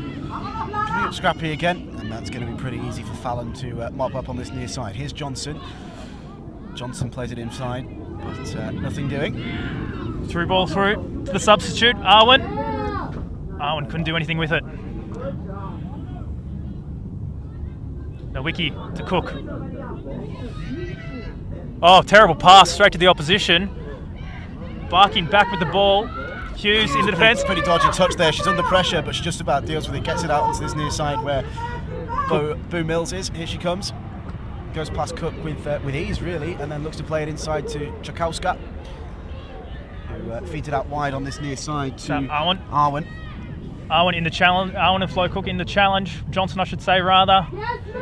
Johnson gets the ball back to Cook. Wanting a free kick there, but nothing being given by Mr. Marsden. Through ball from the captain. A pretty decent game. I think Macclesfield will feel a little bit hard done by some of the decisions he's made. But apart from that, he's had a good game, and now Sears picked it up in the middle of the park, and it's a poor touch, and Hughes is going to deal with that one pretty comfortably. Up the right wing. Here's McKnight, the person who opened the scoring in this game. Crosses one in, an easy save. That's a poor cross, really. I think it was I couldn't tell what that was, Josh, whether it was a cross or a shot. A cross, maybe. A cross. Rhymes with Josh. Sears on the ball in the centre. Passes out to Cook on the right wing. Terrible touch. Don't even know if she got a touch on. Boo Mills back to the keeper. Clearance. Mid centre half. Sears on the ball again. Big touch. It's with Celeste Gordon. Gordon plays a nice 1-2 there with Megan Cardenas, but Matt give the ball away. The attack falls short. But they win it back, of course, through who else but Steers. Fantastic. She's had a fantastic game this afternoon. She has controlled the midfield for Macclesfield, hasn't she? A nice ball through there. The offside flag is up on this near side. A pretty easy decision for the official. Tell you what, Macclesfield are looking good every time they get the ball in the last sort of 5 minutes or so. They seem to be on the attack. Maybe Barking are just tiring a little bit. I still can't think of many chances that Barking have created in this game. They obviously scored the 2 goals, started really well, had a couple of chances just before half time, but second half it was all Macclesfield, piling on the pressure to get that all important equaliser, which obviously they managed to get, and what a fantastic goal it was as well. I don't think we've spoken much about that. It was a fantastic strike from Gordon.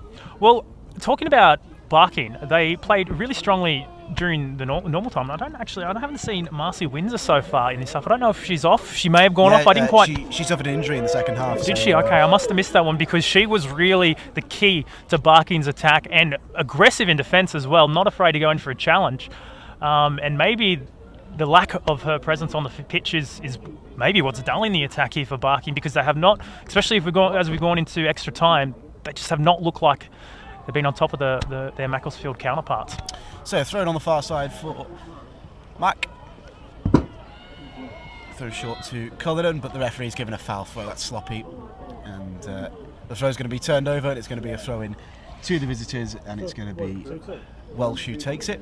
You don't see that much at this level anymore, really, those sloppy throw-ins, do you? It's poor. It's the kind of thing you expect at kids football. I mean, I know these guys aren't or Australia they're not top level WSL players, but you'd still expect in a semi-final of a cup competition that you'd be able to take a throw in. But never mind.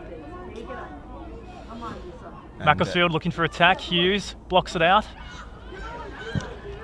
Gets the shot off. Oh, it's just wide. And I really didn't think that shot from Megan Cardenas was going to go anywhere near the net, but it had Alicia Garwood worried, diving down to her right-hand side. And don't think she got a hand on it, obviously not, because the referee's given a goal kick. It looked like she did from here, or she might have been close, and it definitely worried her. Definitely had the bottom right corner covered anyway. Exactly, and a goal kick for the visitors. They seem to keep doing this, Barking. The centre-half start on the edge of the box, and then Garwood says, no, go away, get forward, and off they go. I'm sure you've seen that as well in the pictures. So Garwood with the goal kick. Let's see what can happen. Nothing really to tell you about, really, if you're just joining us, in terms of what's going on in extra time. And that is the half-time score in extra time. The half-time whistle, sorry. The score is Macclesfield 2, Barking Abbey 2. Still all to play for this one, Stuart.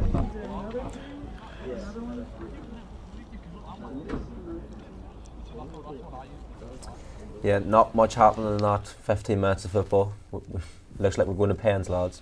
I think we will. I mean, again, the most entertaining thing was probably the snow coming back. There was a lot of injuries you could see in the second half. The pace went right down. That's obviously just down to fatigue. But Mac did have a decent chance towards the end. But I think it looks like it's going to be destined for pens. And we were talking about the goalkeepers earlier, Callum. They could be the deciding factor in this match.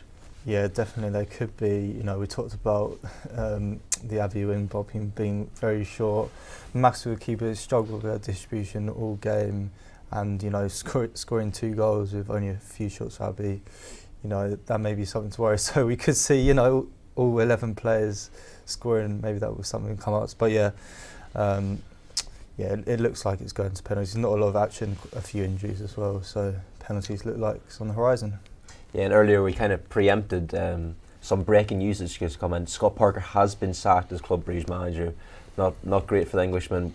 Was it even the right move in the first place, Dylan? I mean, I think the first wrong move that they made was actually hiring him. I mean, you know, he lost 9-0 to Liverpool, and Liverpool have not been much to shout about this season. Gets himself sacked there. Oh, who should we appoint? The man who's just lost 9-0 to an average Liverpool team. It's bad appointment immediately, I think. So not a surprise at all. And now looking at Scott Parker, he's managed at Bournemouth, Fulham, and now Club Brugge. Where's he go next? Who in England would take him? Would he get another Premier League job? No, I definitely don't think he'll get another Premier League job. You look at the quality of managers, even right down to the bottom. You know, Wolves having an ex-Real Madrid manager. I think, yeah, Championship is destined for him. Maybe one of the Premier League teams that maybe get relegated, but I think, yeah, Championship is definitely the place for him. Probably he needs to, you know, learn his trade a bit, and then he can, you know, progress up the leagues. But yeah, it's gonna be tough for him. Well, we're going to head back to our commentators for the last 15 minutes of today's football. Let's hope for a winner, or is it going to be pens? I was gonna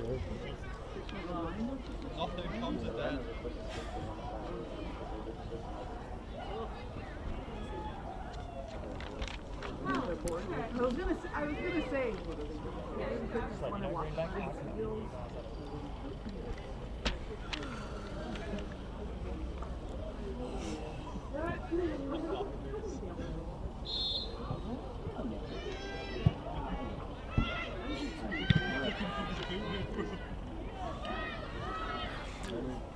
We're back for the second half of extra time here. And joining me in the studio is Holly. Holly, what have you made of the match so far? Hello, yeah. It's been dramatic in parts, hasn't it? Certainly the opening 30 seconds and probably the last 30 seconds of normal time. Yeah, it's been a fiercely competitive game. Two teams that are having, they're fiercely competitive in their league campaigns as well. So it's probably not too surprising that it's gone to extra time.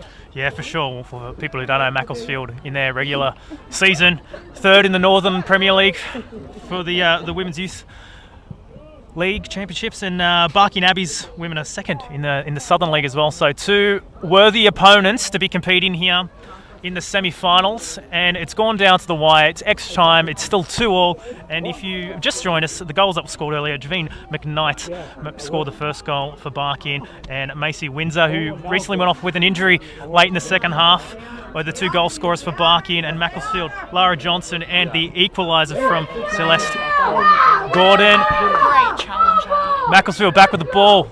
The attack is on. Hughes defends. Challenge Barking. Back with the ball. The number 8, Bahaj. Gilmore with the ball now. Pass it to the centre. Intercepted by Macclesfield. Cardenas. Alicia Goodman fumbles the ball. It's pass. Oh, Hughes saves the day. Wow. Alicia Gardwood had gone out to defend the ball. Had a bit of a fumble. There was an attempted strike. And saved by Hughes. Wow, what an interesting state of play there, Holly. Yeah, it was a real let-off, wasn't it?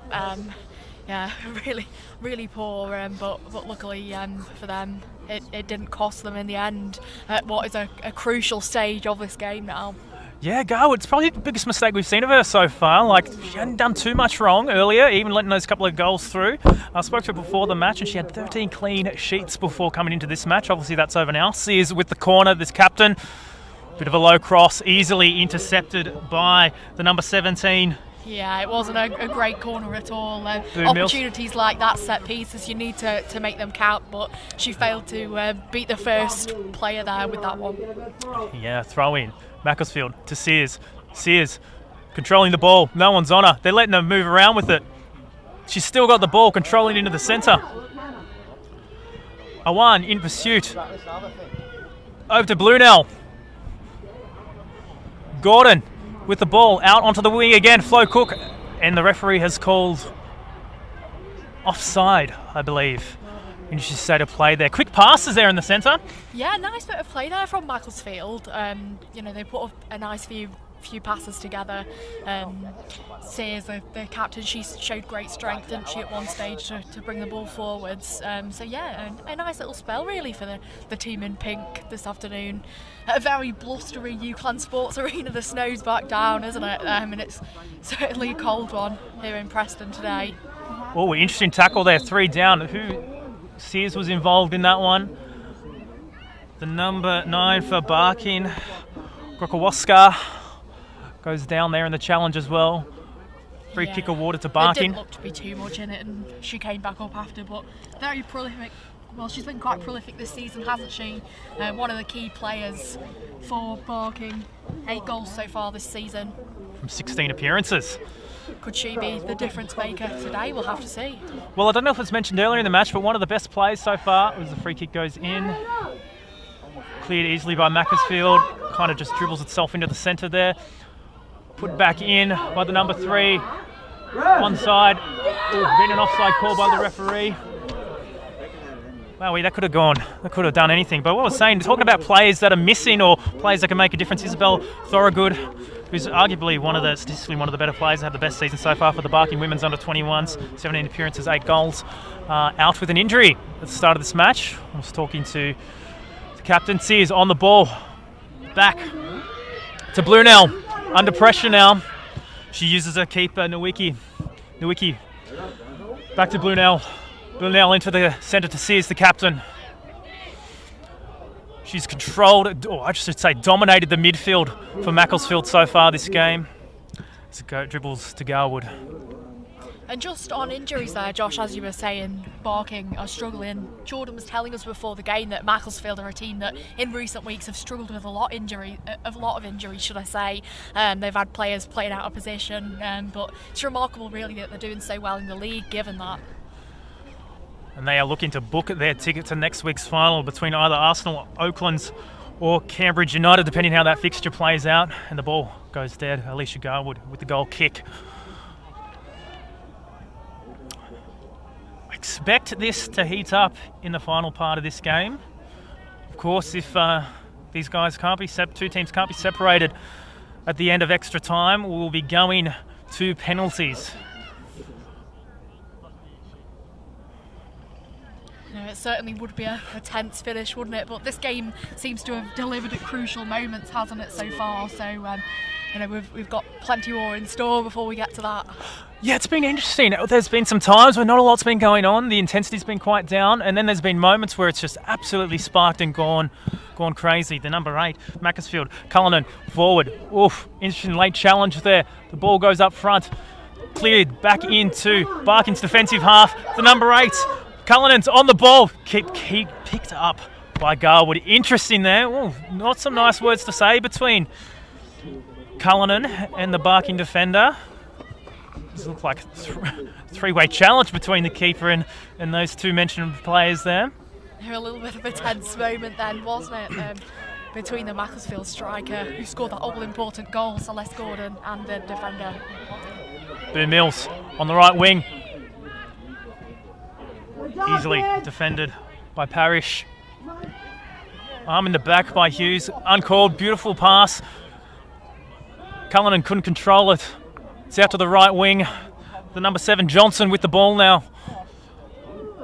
Back to Gordon. And the ball is kept in play. Gilman on the left wing. Arwen, the substitute, couldn't do much with it. Macclesfield back with the ball in their attacking half, and the ball goes out of play. A Barking throw-in. Boo Mills with the ball. A nice little couple of minutes really for Macclesfield. At times they've played some nice stuff, haven't they? But just trying to make something happen here. They feel like it just looks like they want it a little bit more at the moment. But what has been quite excellent to see. Oh, it's a fumble. It's been a great tackle by the Barking. The keeper's come out for it. Oh, a big contact, and the referee's called it. The Barking striker has absolutely decimated. I think that was a head clash in that as well.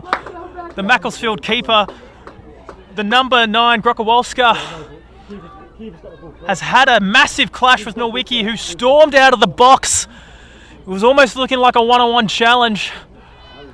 Macclesfield, they were in real trouble, weren't they? And the keeper came absolutely bounding out, managed to get the ball away, but there was a little clash between her and the striker. Nowicki and Grokowalska, the two players, made contact there.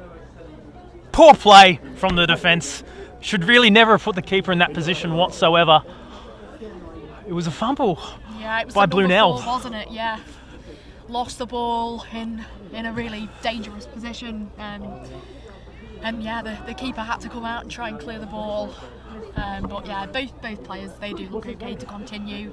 The number 9 just receiving a little bit of treatment now, but the Macclesfield goalkeeper is up and ready to get back underway. Kaja Grokowalska was the striker, the Barking striker that's currently on the ground. And I mean, to be fair, to even get in that position was an excellent opportunity, or opportunism at its finest, I should say, to make an attacking play out of absolutely nothing.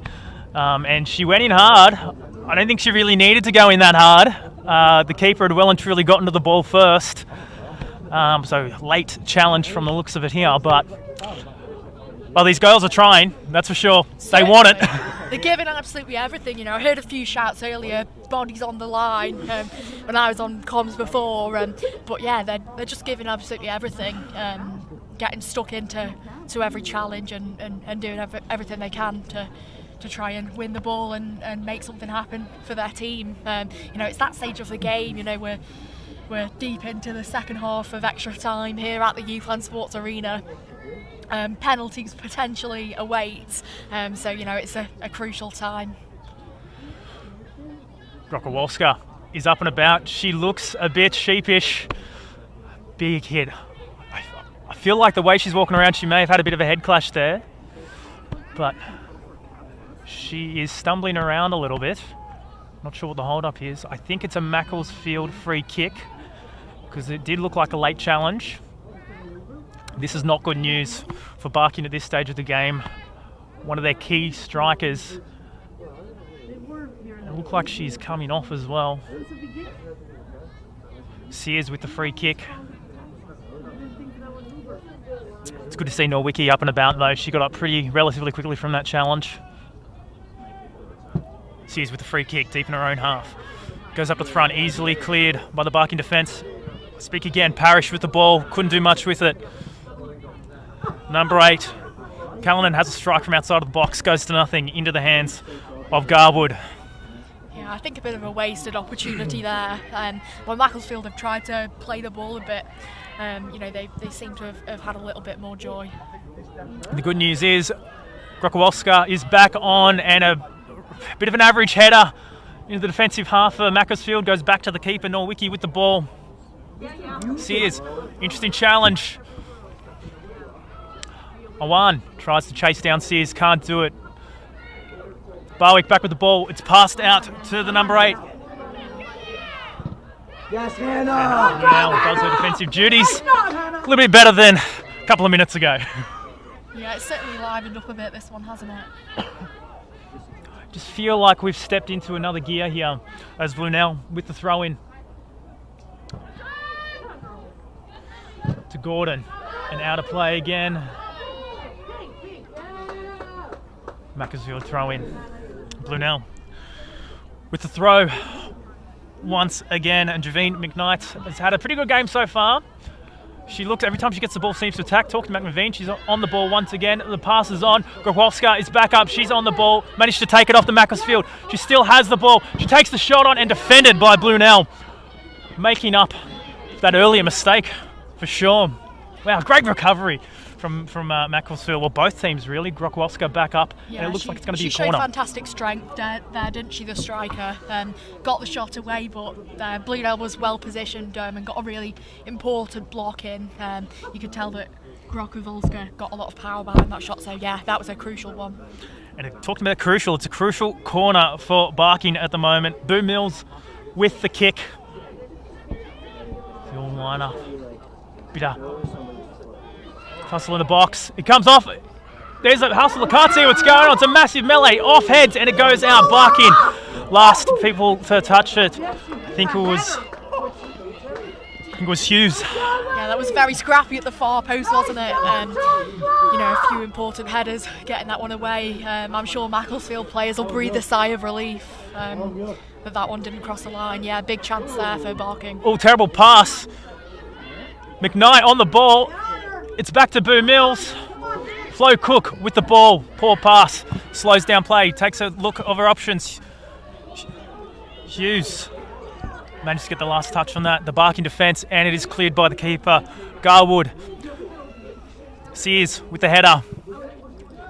Back to Barking. Blunell gets involved.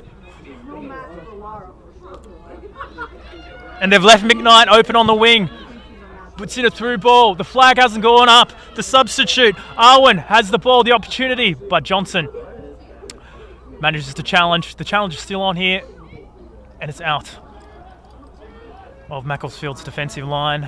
Back in the centre half. Wow, interesting state of play there. And Arwen back on the ball. She's managed to, Arwen's actually, since she's come off the bench, seems to be involved in nearly every second or third play for Barking. Yeah, it's a good little spell here, isn't it? The team from East London, they created that really good chance there, and they're just looking to try and carve out an opportunity here. It almost feels like the momentum has switched in the last 5 minutes or so, ever since that challenge before. Wouldn't you say, Holly? Yeah, definitely. As I say, the last few minutes, they have been dangerous, Barking. A really good opportunity just then at the far post a few minutes ago that we were discussing, but it's Macclesfield who passes on to Parrish.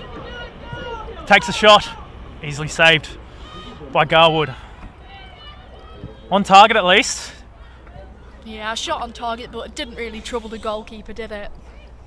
Not at all. Garwood had that post well and truly covered. Blunell on the defence. Anwin on the ball. We've talked about it. We've got a Macclesfield player down. She's had tripped over. The pass has gone through to McKnight. McKnight's already scored one so far. Into the back post. Ooh. Macclesfield survive another day with that one. Really optimistic piece of play there from Barking. McKnight getting involved once again. She's already scored one today. She was looking to either get one or assist another, but the cross come in and no one was there to receive it. Clearance from Macclesfield. Hughes for Barking. Does the defensive duties, puts it back into the attacking half.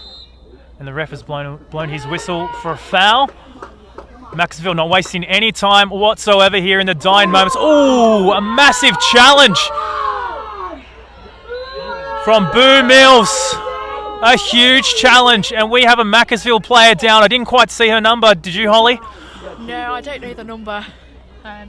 Plenty of force exerted there in that one. You could hear the smack, the noise that come out of that challenge. I'm not sure if it was head or body on body, but it did not sound nice. As the captain Sears goes in to check on her player. Boo Mills with the massive challenge. We have a few, I think, friends and family here under shelter, unlike us at the moment, and a few shouts went up when that challenge went in from them. It was a big challenge, and the crowd has really been vocal in this match, which is great. We love passion in football, especially with some of the calls, but that's pretty common, isn't it? There is going to be going for your own team when it comes to those challenges, those 50-50 decisions. Yeah, I think it was Celeste Gordon there, wasn't it? Yep. Just got back to her feet. Bit of a handshake, no harm done. Great sportsmanship. Celeste Gordon. A key player for Macclesfield, and a player they'll be delighted is able to carry on. Yeah, she's standing next to the touchy for of this game. The touchline judge for a short period of time, and she's right to come back on, which is excellent to see. Barking with the ball. Awan back in it, fighting with Flo Cook as the snow starts to come down here as we get into the final stages of extra time. Talking about the final stages of extra time, that is the final stages of extra time. We will be going to penalties here for the semi-final of the National Football League Women's Trophy here between Macclesfield and Barking. We'll be swapping over in the commentary box for the penalties very, very soon. Joining us in the commentary box to take over from us is Harrison and Ed.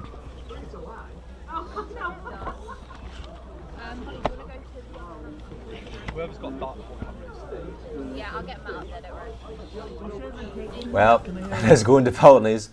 We've had the long day. Dylan, what did you make of that extra time? Well, I mean, it was a bit slow as you were expecting. I mean, all the players were obviously fatigued. It's been a long game. It's been raining. It's been snowing. I mean, Barking. You could say they're all bark and no bite. Really, they just tried to walk it in as they do. And I think the penalties are going to be very interesting. I mean, could we see keepers taking them? Yeah. Because you see, there was 4 decent chances. You could argue there was actually 2 decent chances in the game, and Macclesfield scored them both because I think that Barking's goals weren't particularly good. So I think we could see a very high-scoring penalty shootout. Cal, we nearly had that one winner in the extra time when Celeste Gordon got cleared off the line. Could have been the moment. Yeah, it could have been a massive chance. Went past the keeper, off the line by the defender from Abbey Town. Yeah, it's been a bit of a scrappy half, like Dill said. Quite a lot of long balls as well, a lot of clearances by both teams. It definitely looked like Abbey wanted to kind of go to pens. Macclesfield kept pushing, but they didn't get it. And this penalty shootouts, I think it's going to be very eventful. Either could get a lot of goals, or I think only a couple of goals either way. But yeah, something to look for definitely. Yeah, we were talking about the keepers earlier. Obviously, they'll have a big part to play in this game. But what do you expect from these penalties? Well, I mean, I think that the outfield players, I think I think they all had a bit of quality, but I just think the keepers, they just don't command the box. They don't occupy the. You see when the corners come in, it's absolute chaos with every single corner that went in. So I think it's going to be very interesting. But I think it's going to go to keepers personally. Got to push you for who's going to win this shootout, Callum. Who do you think's going to do it? Personally, I think Macclesfield's probably win it. I think, they have the quality in the team. There's been some great strikes from Mallory Sears, Issa Cullen, Celeste Gordon. All can strike the ball really well, and I think that could be the key difference. And if if just one of the keepers saves a penalty from the opposition, then that could really turn it. But I do think that Macclesfield will go through with that quality and that able to strike the ball well. Obviously, they came the whole way from East London. It'd be really disappointing for Barking if they don't get over the line now. I'm going to say, if you're coming up all that way up north, about 5-hour journey, all the way from East London, 2-0 up to fumble it at the last minute. I mean, you're going to be heartbroken, aren't you? But here's what it is. I mean, they took the chances, they've sat back, and ultimately they paid the price. They paid the price. Do you think the weather contributed to how scrappy it got in that second half and that extra time, Callum? Yeah, I do think so. I think that you could see the tempo, the speed of the game, the intensity. It slowed right down in that second half. Abbey women, they dropped off quite a bit in that added time, in that extra period. So I think the weather did play a good part, and I bet some of them are very chilly out there, want to go home now, get this penalty shootout, and definitely for Barking, they want to go home, get that win and go home nice and warm. You talk about the players, you got to remember all those students we've got out there who've been braving the conditions today. I'm sure when that goal went in that time, they were not very happy about that. But we'll move away from that. We were talking about Blackpool earlier, and they've obviously appointed Mick McCarthy, Dylan. Do you think that's the right appointment to keep them up? It's hard to say because he's his record can be a bit hazy. He's taken Wolves down before. He's taken teams up. He's almost like a region of Neil Warnock in a way, except maybe a bit less entertaining. I think if any of them bottom three are in the best stead to stay up, I think it is Huddersfield. But was it that well thought about? I mean, I think there's better Championship managers available than Mick McCarthy, I would have said.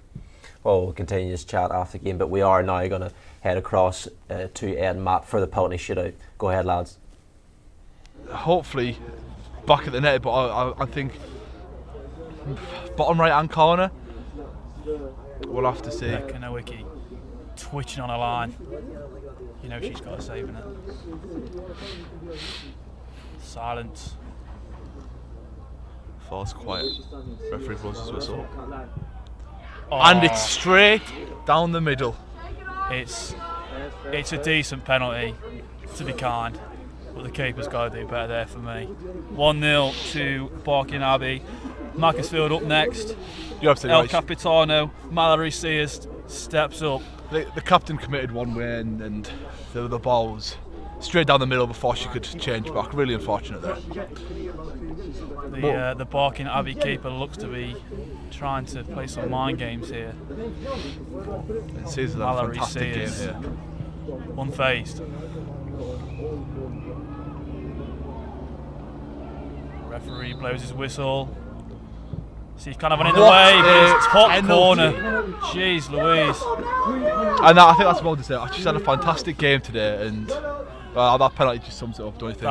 That was top bins. That was Soccer AM. That's going straight in the bin.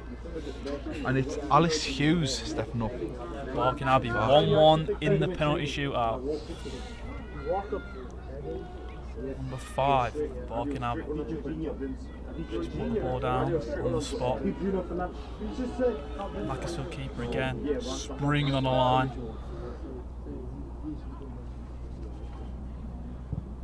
It's in! It's in again. Just slightly down that middle, but it doesn't move. More to the right hand side. And just like falls down in the middle. So that makes it 2-1 to Barking.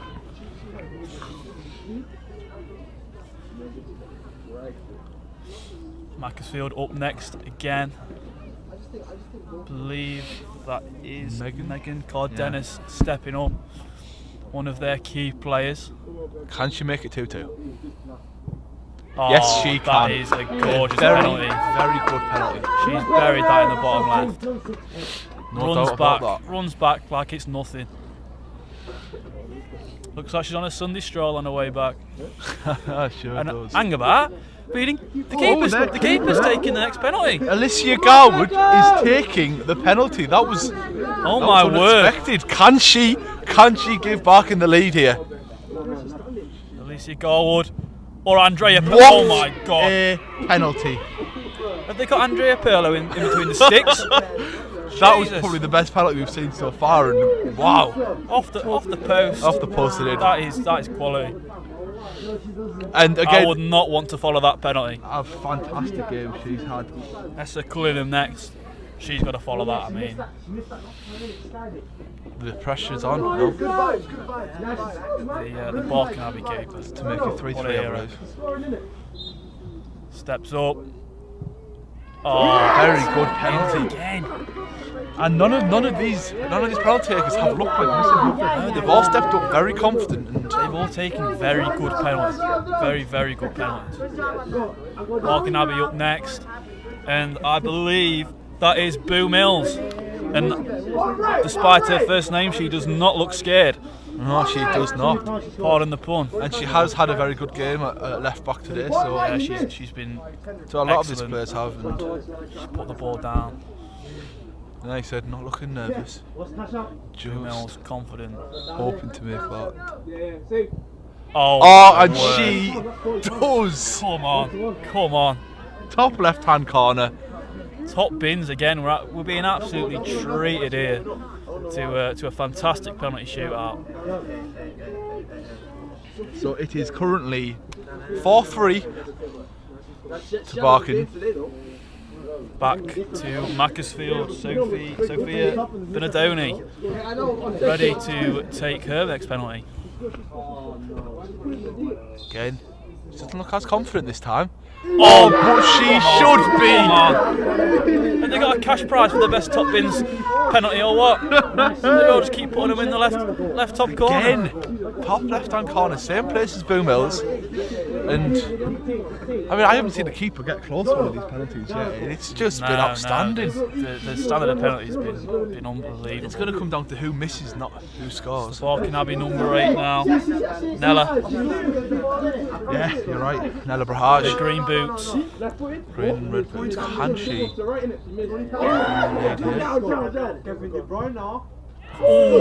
good penalty. Good penalty. Keeper looked very close to it. Good penalty though. Becca Nowicki just got a fingertip to that. And if Macclesfield missed this, and the Barking Abbey keeper is on the edge of the box with the ball, mind games going on. She is psyching her out. I believe. Lily Fallon. Can't see who that is. I think it's Lily Fallon. Is it Lily? Yep, I believe that's Lily Fallon. Yeah. Centre half. She's got to score to keep Macclesfield in with a chance. If she misses this, Barking go through to the final. Barking Abbey goalkeeper the is pressure playing is mind on. games. She saved it! Saved. She saved it! It's saved. The visitors absolutely swarm the goalkeeper. The absolute scenes, carnage on the pitch. As Sears goes to console with Lily, I mean that's just buzzing. Just heartbreaking for Macclesfield. You can see how devastated the Macclesfield players are. They've played a good game. Both teams have played really well. I mean, what a showing in the penalties though. That one was terrible though. And they're all shaking hands now, which is nice to see. But there you have it. Barking Abbey will be progressing onto the final of this Women's Cup. They will play either Cambridge United or Arsenal Oakland. We're not entirely sure who's won from that game yet, but I'm sure that will be a cracker. It'll be one hell of a final, won't it? It will. But we will leave you there. I've been Ed Moss. I've been Harrison Butler. And we'll go back to the studio to do it. Thanks Ed and Harrison for that great commentary. What a penalty shootout we saw there. Some great penalties, but Dylan, it ends in heartbreak for Macclesfield. It does. I mean, they came back valiantly. I think over the game, I think they were probably the better side. They looked like the more dangerous side.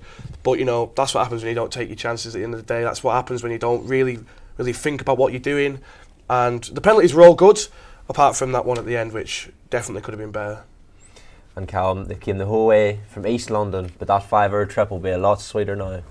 Yeah, definitely. You know, yeah, as you say, coming away from London, it's going to be nice, especially, you know, going to 5. Leeds fan at the end didn't look really confident, and a couple of mind games from the Abbey keeper as well. But yeah, Barking will be delighted with the victory, heading into the final now, and hopefully, you know, they're going to take that confidence of that win into the final. Hopefully, not a few tired legs from the game, but yeah, they'll be feeling amazing inside.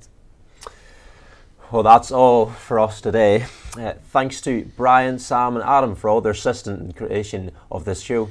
Also thank you to Dylan and Callum for their thoughts here in the studio, and all our students out in the Sports Centre who braved the weather today with some snow.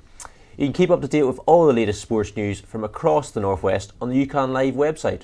Before we go, we would all like to wish a very happy birthday to our very own Steve Canavan, and everybody else, have a good evening.